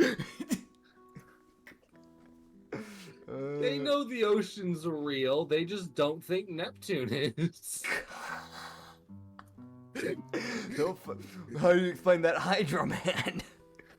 I want to mention that's a genuine thing for everyone. Yeah. As far as the ocean is concerned, Salacia, the goddess of freshwater, is the god of all water. Neptune is not real. Yeah, that's a desert thing. But except for the desert living on the coast. But besides, okay, we gotta get back on track because we're sidetracking a lot today. Sidetracks are fun. Fuck you. Yeah, it's almost midnight already. Pain. We've been going at this for like almost 3 hours. Worth. Definitely worth. Yeah, he would just go, the name's Nakamura. Pleasure to meet you. The pleasure to meet you. I didn't expect to be approached. And who might you be? Well, I like approaching people who stealth. That is First. so. She's like, oh, my name's Zora. Zora, it's glad to meet you. Yes. So she would let you know who she is, and she's like, well, if you ever come back or are interested in continuing to talk, but we can keep talking about anything and everything. It'd be good. Yeah, it'd be interesting to keep tabs with you. Yes. It's not very often that you find a person that is simply a performer and knows how to stealth to that degree. Yes. She just says yes and just smiles with that look of, I know what I'm doing. Problem, I know what I'm doing. I can disappear. You just go, by the way, if you ever need any help. I think there's 2 cores that have opened up. I don't know how much you read up on the news, but I know with the Bounty Corps have fallen. I don't know how much of a trouble the towns are in, but I travel, but I don't know. I know there's the Hidden Garden, and I think there's another one called the Core of the Vanguard. So yeah, I did hear about that one. When I heard they helped out a town, that's good. But I do know, I've heard, I think one Triton gave me a news thing about the Hidden Garden, and the whale gave his review. Oh, yes. Very long-winded. I couldn't read it all. It took too long. Like, it was... the most of these reports, like, he would know this, are typically, like, half a page. Yeah. The whale wrote a 7-page article on his experience dealing with the Hidden Garden. Great. So we have 100% won over the press and the public of the ocean. Good to know. At least in the north. Yeah. At least in the north. Also, if you did ever ask Varbuck where he was from, Yeah. he would have let you know that he was from the north. So- Great. He was from the northern waters. Great. So I can ask him what he meant by that whole orcish comparing thing. He might not even tell you. He honestly might not. There's a shot. My man, we need to know that shit. No, you don't. Oh, Secrets are secrets, because secrets are funny. Oh god. But yeah, he would just kind of go, well, bottoms up either way. Yes. So she would tap glasses with you and she'd drink hers. Yeah, con save. Yes. Your guard be damned. What'd you get? It's a con save. I say your guard be damned because I, despite being your guard, do not have proficiency in that, which is funny. But I do have an advantage against poison. Is technically alcohol poison? No, Okay. it's not. I always You call can- that poison. I mean, it's that thing of like, you can get poisoned from it Yeah. if you drink too much. Yeah. But it itself is not supposed to be poison. That's fair. My family's been known to call alcohol and like any like smoking stuff like poison. That's why I was like, do you consider this poison? I personally also am kind of in that same boat, but Fair. I also know that it's technically not, so. Okay, fair enough. I just need to check. Okay, so I got to the natural 16 plus, sorry, so I seem to be fine probably for this one. Yeah, I know you're dwar- fine with yeah. Dwarven Rum. Dwarven Rum's only like a DC like 15. That's fair. It also makes sense because Hojiro is like a heavyweight when it comes to drinking, so. He'd definitely be able to tell that the girl drank something that was. Is that weird? Like she was fine, Yeah. but it was also she rolled a natural 17 in Yeah. her con save, and she's fine. But you can definitely tell that her she's kind of like bouncing her head side to side. She's just existing now. So she's at least a So- little tipsy probably from that. Either that or her charisma went up. Huh. That's interesting. So yeah. Huh. That actually might be good to get like a bottle or something like that to go because like I with me being a warlock, charisma is kind of my spell casting thing. It's actually She is kind of useful. You have terrifyingly met a charisma-based monk. It's like, don't you mean like Dex or no? Charisma. What do you mean? When she unarmed strikes you, she uses her charisma. What do you mean? Yeah, she uses her charisma as she throws her tits into you God! and whips you with her hair. Yeah, no, that's about right. Yep, welcome to suffering. Yep. Deal with this bitch. Yep. God. Yeah, God. be Alright. afraid. Yeah. Yeah. Alright, well. Yeah, no, Hoji would just kind of like look to her and go, Will you in a chipper mood? Yes. I always enjoy these drinks. They're quite fun. That's fair. I might have to try one then. Oh. What led you to being in Emporia? Is there any reason for that, or just born here? Well, originally I was born in the capital, but I got bored with all of the even though that there is not a very political country, there's a lot of nobles over there and pompous people, even with how honor-based this country is. I just got sick of dealing with them, so I decided to go to a smaller town. You know, that is completely fair. I have a few people that aren't really fond of nobles, so I understand. A few people I travel with. She's like, oh, well, they probably wouldn't like my family then. Oh. I'm guessing you're a descendant of the nobles then. Yes, a slightly well-known noble, unfortunately. But he That's doesn't exactly like what I do, and I don't particularly care. That's how it should be.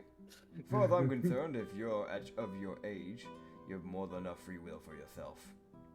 Yes. But it is what it is. Yes, whatever makes you happy at the end of the day. At least that's what I'd say. Yeah. Yes, it's quite fun.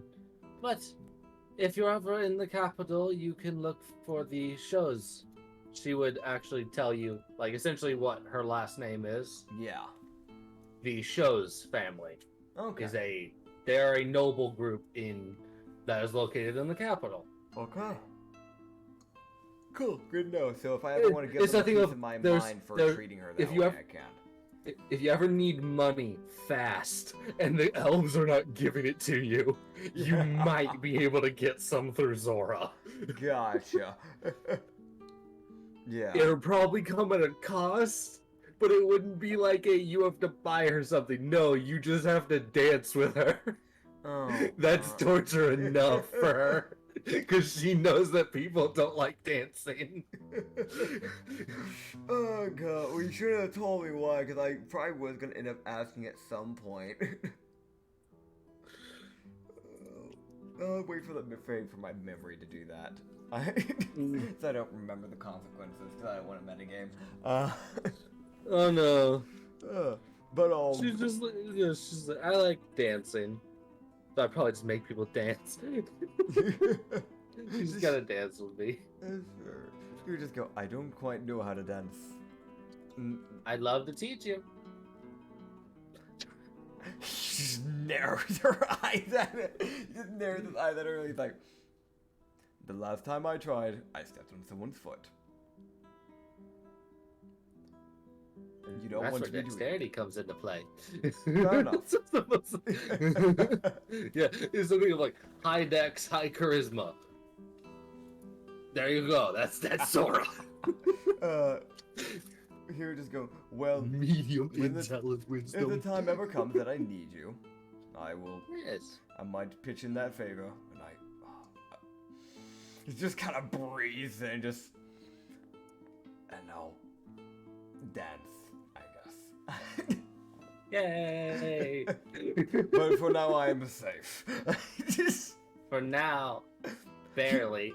He He narrows that squint further. She like is nothing of she does like a very like playful squint back where she narrows her giant eye at him.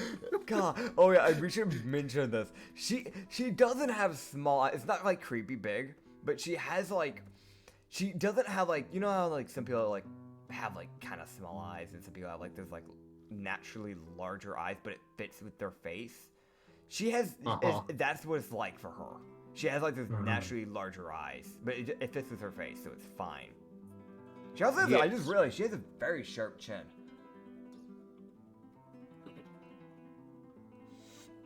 She can't grate cheese with that chin though. She can't grate cheese, man.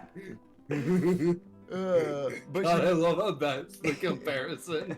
But Is the elf and the samurai. But you know, she can stab a man with that chin. Yes. Dude, 100%. She does like jaw. You know, like there's like things you can buy to like work out your jaw. That's normally like the type of like jaw you can get from that sort of thing. She 100% does something like that.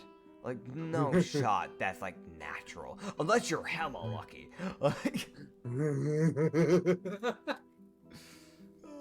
noble birth, she hates it. lucky you, buddy.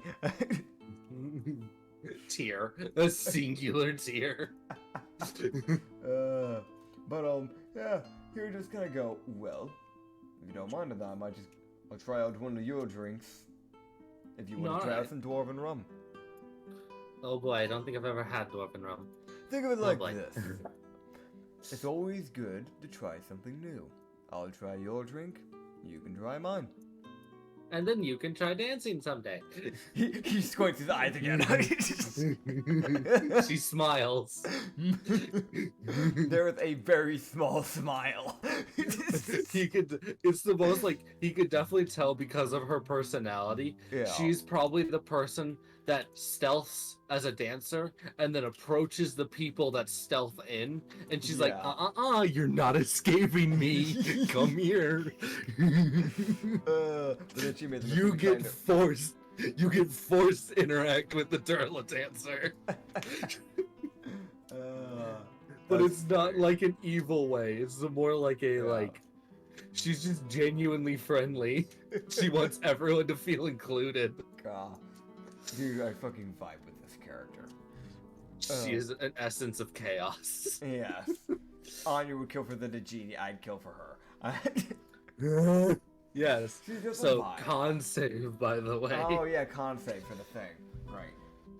Yeah, you get a sparkly drink, and I want to mention the Durla brought her like a full glass of it. Mm-hmm.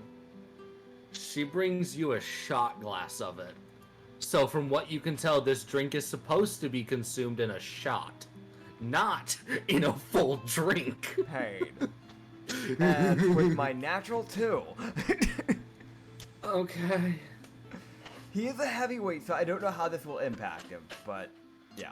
He won't. It's that thing of like it's that thing of he doesn't get drunk off of it. Yeah. He would only get drunk off of it if he got like a crit fail, because that Gotcha. would have doubled its effects. But it's that Gotcha. thing of like he definitely feels that thing of like, oh, that's a bit stronger than I was expecting. It's the thing of like if he knows if he drinks something else, he'd probably get a bit more like on that, a bit more stumbly, but not Okay. quite drunk yet. Okay, so he probably won't drink anymore then. Yeah, but the thing of like he's a little bit tipsy off of that drink. Okay. That's fair. That's fair.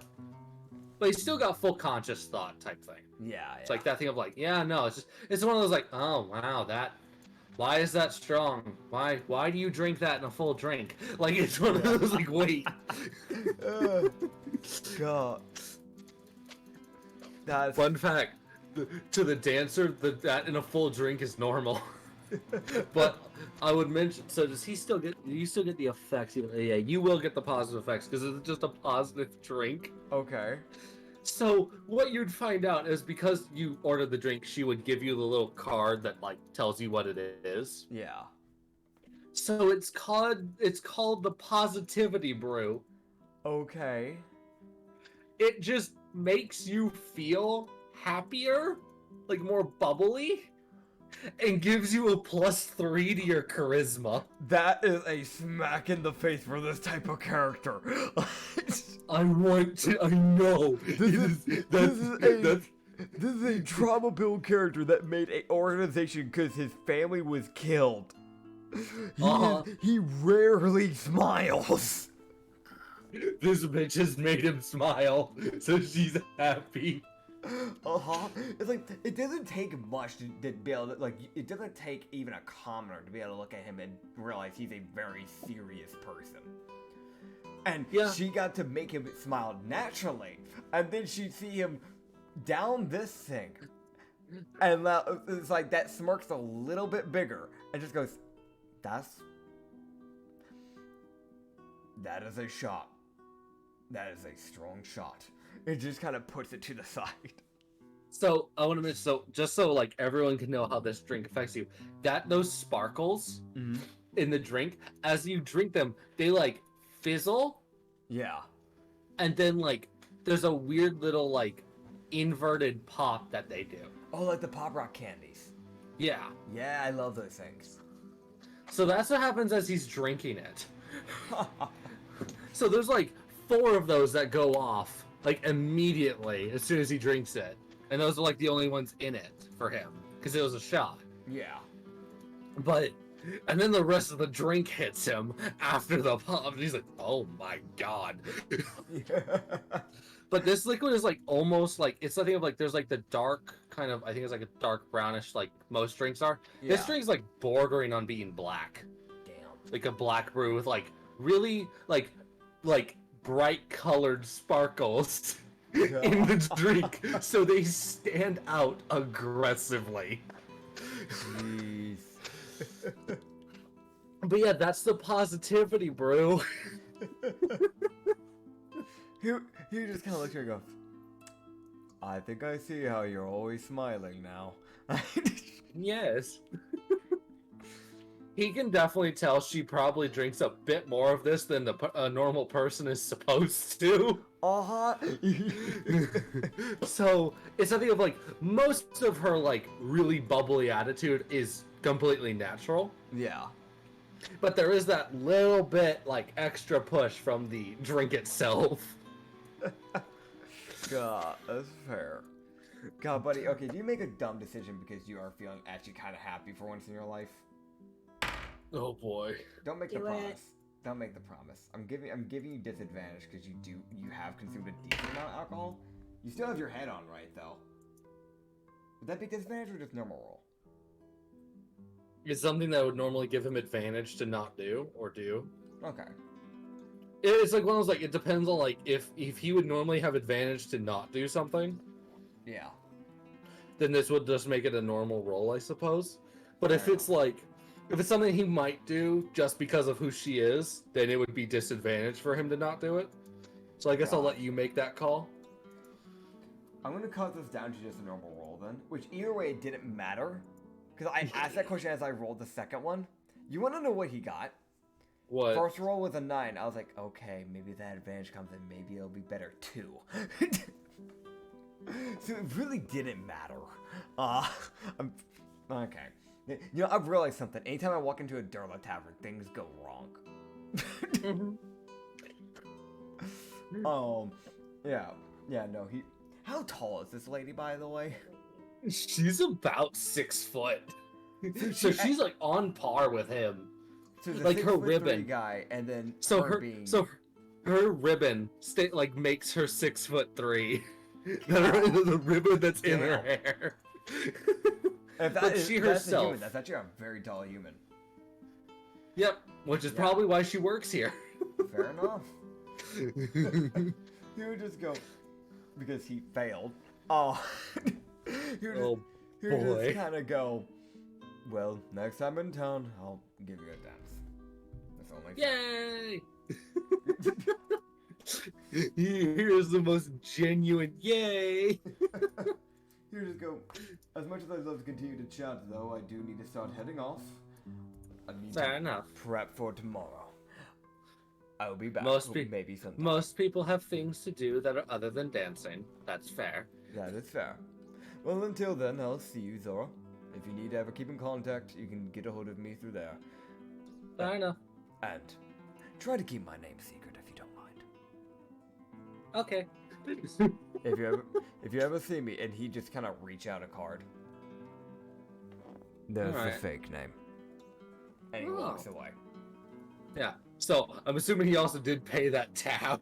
Yes, he would have left the money on the tab and left the card like in front of like her drink, basically, just saying like Yeah. Mr. Inma. So what was the tab? 25 gold. 25 gold. Gotcha. So the positivity brew was 9 gold each. Yeah. The dwarven rum was 7. Cool. He's gonna leave a 26 copper tip because I don't want the topper. How does the Durla feel? No, hold on. There's more though. I'm just adding that into it. But there's a 26 copper, the 12 silver, and 3 gold. So. Okay, I was like, you leave 26 copper. That that She Durla likes is to be giving your down. name to that Durla gives your name to the bouncer and says you abused Zora. God. The bouncer you never saw, by the way, will be having words with you. God, dude, just fucking lies. It's a Durla. They would. I know. It's the most like you give a really bad tip. The Durla's like, man, be a shame if I slip some like really heavy alcohol into your drink. It's like That's so unfortunate for you. just looking at the mythling, like, it'd be so unfortunate. Pours the heaviest concoction. So they don't know, like, mythlings are, like, extremely lightweight. Like, they only stand around, like, 2 feet tall at best. Like, on a good day. Like, on average, they're only a foot tall. Like, they're not tall creatures. Yeah. They're, like, axolotl people, basically. Yeah. So if you give them even like a medium weight drink, they might just fall over. Like Uh-huh. they give you the fucking Darla special. It's like, oh god. Yeah, the Darla Special, which is considered a hyper heavyweight. They're in a coma for 5 years. Yes. Uh, Yeah. oh, that's a wrong question, man. Can you be put in coma by alcohol? Can alcohol put you Yes, in it a can. Yes, coma? it can. I want to double check, but I wouldn't be surprised. In fact, it's in places can. on you put It it. can. Yeah, I can. I was pretty sure I read like a story about this at one point. That's why I was like, I'm pretty sure this isn't a genuine thing. Yeah. Anyways, yeah. Also, as he's like walking away, glance, Alania, are you alive? Yeah, by the way, Alania's in one of the cages dancing. She saw you. She didn't say anything. Oh god, I'm gonna hear from that. Or I won't. I don't know. She might not. She just might keep it as ammo and a gun that Oh, you God. can't stop her from using. No, not NIM 2.0. Nim, but it's a monk. God, dude, I'm gonna be honest. Is that thing like she doesn't get the NIM vibes, but I know there's a shot she'll still do that. She probably she might just be like, haha, you have to dance. And that's it. That's the only thing she'll ever say about it. Just him just glaring at her like, don't I know your fucking secret. mention it. I know your Don't secret. mention it. yeah, that. What Anya just did, like, there's a shot, she just does that shit. I know your secret. But it's more of like, she's like, good, you're branching out as a person. Good job. Walks away. Dude, I wish at some point we need to like talk about like Hoji's fucking cabin. That's like out, like a day out of the fucking city. He was like living in White Ridge, because that's just a place that's collecting dust. That says a lot about his character. Like not like the whole collecting dust. I mean the things that are in that cabin. Yeah. Because it is the most like, it's like if you walk in, there is a log cabin. You walk in, you are walking into a living room. To your left, there is a fireplace with a couch and a coffee table, and all the walls are filled to the brim with just bookshelves.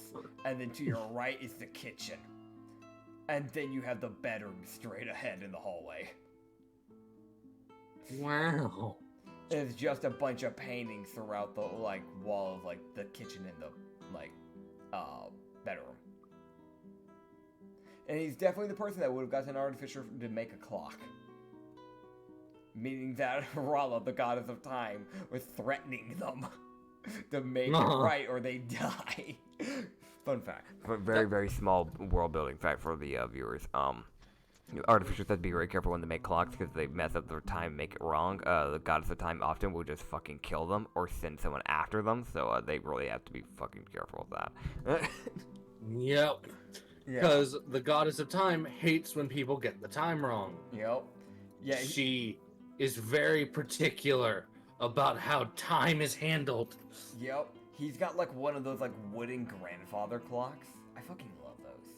But like He fucking would. yeah, he has that like the thing of like, for anyone who doesn't know what this is, just look it up. But like think of like dark Victorian type of like room aesthetic. That's the type of shit he's got going on.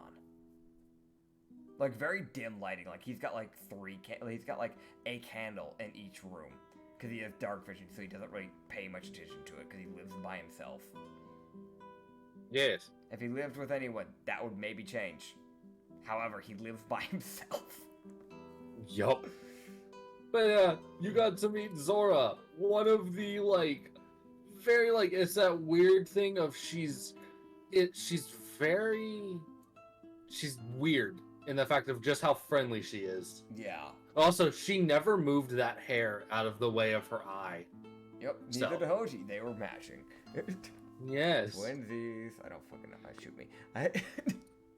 She can't. She doesn't know how to use a gun. I'll teach her. So, step one. You know what's terrifying? Alania probably would teach Zora how to use a gun. Dude, I'm gonna be honest. The party would just... I feel like the whole party would teach her stuff that she doesn't need to know. This is how you use a gun. This is how you use a scythe. This is how you use a spear. And Varbuck will teach you how to use daggers. Varbuck would probably already like her because she's already got she's got expertise in stealth. Fair. So, it was that thing of when I said she disappeared, bitch was gone for everyone else. Yup. But Hoji.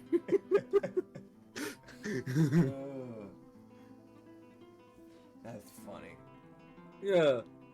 So, yeah, that's Zora shows, and you have learned about the show's family, that family that exists, That's a vibe. and their daughter, who apparently is doing shit that they don't like, but that's fair. She works in a Durla tavern. They're not exactly fond of that. I imagine for a noble that would be a problem for many reasons. It's like, one, that's your reputation. No. There's a bit of your reputation that's sitting in that tavern if anyone finds out. It's like that sad fact of she's probably been disowned. Yeah. There's a shot she has, and there's also that high shot she doesn't give a fuck. Can I roll an insight to see if she got disowned? I know that's such a fuck thing to say, but Hoji's gonna have words with them if that is the case. I'm gonna be honest. It'd be a really high check. Alright, let me roll. Alright, let me see. Oh my god. Guess. Natural 20. For some reason, out of anything to be rolling a natural 20 on, yes.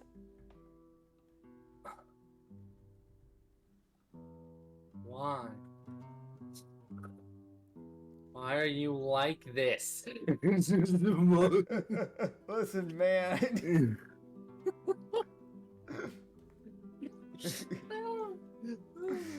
Okay, so this is like a weird, like, you wouldn't be able to tell us. You're looking for like a family crest or something that would show like her heritage thing. Yeah. You're not seeing one. So it's either she's not wearing it, or she's been disowned. Buddy, when did you piece this together? What a D6 of days. Okay. D6 of days. This is 100% confirmation. He will be back now. God. God, where's my D6? Why do I have D4 or D8? Would you do with my D6? Oh, there it is. Do you want me to roll? I have a D6. Sure, go for it, I guess. 4. So he'll Okay. figure that out. He'll figure that out in 4 days. Gosh, so probably like after dealing with the hermit, because that's 3 days travel right there. Yes. It is like midnight, like 12:30 for me. So we'll probably Yes. start wrapping this up. But tomorrow we can pick up where he will finally be leaving with the samurai to go deal with the hermit. Yes. And there was a very odd shot. It's one of those weird, like, because of how well Hoji kind of got along with Zora, there's a possibility she comes along. Okay. Just because it's like when you guys leave, like, not to deal with the hermit, but like continue adventuring just in general, That's fair. that she decides to follow. Yeah, I'm fine with that. I mean, if Kisti or Kylie wants to like take a break, they can. Because I know Kylie likes to perform, and I know Kisti is. It's that sad thing. She's been dragged across the desert into the Dynasty show. She was flown. Flown. She was flown here. In a bag. In a bag where she probably could barely breathe. And it's that thing. Like, I remember that she said she didn't like performing, but it doesn't mean she has to perform. Like, I think that she has free will. Hoji gave her free will. So if she just As wants to best as walk he around, could. yeah, as best as he could. If she just wants to walk around the dynasty, just go do whatever she wants. She can. She may. She's been given that option. She might. It's fair. Or if she wants to do that and take Kilo with her, that's another option. She wants to do that. That way she's not by herself and in danger. Fair. Fair, yeah. Yeah, So we might. yeah. That might be a thing that comes up after you guys deal with the hermit, because y'all might want to keep a team that y'all actually know first while you're dealing with this hermit, who apparently has runic chains at his disposal, which makes him a lot scarier than most people. Yep, that samurai is gonna come in real handy, and so will I. Yeah, so thank you, everybody. See you next time. Or, yeah, we better see you next time. This is a threat. I'm grabbing my gun. Just hold on. Alania, get the pistol. Get the pistol, get the sword. Call your mothers, call your dads, call your moms. I'm approaching your house rapidly, and I am currently breaking through the window. I will see you tomorrow. Tomorrow? Yeah, I'll see you tomorrow. Mwah. I don't know. Fucking die.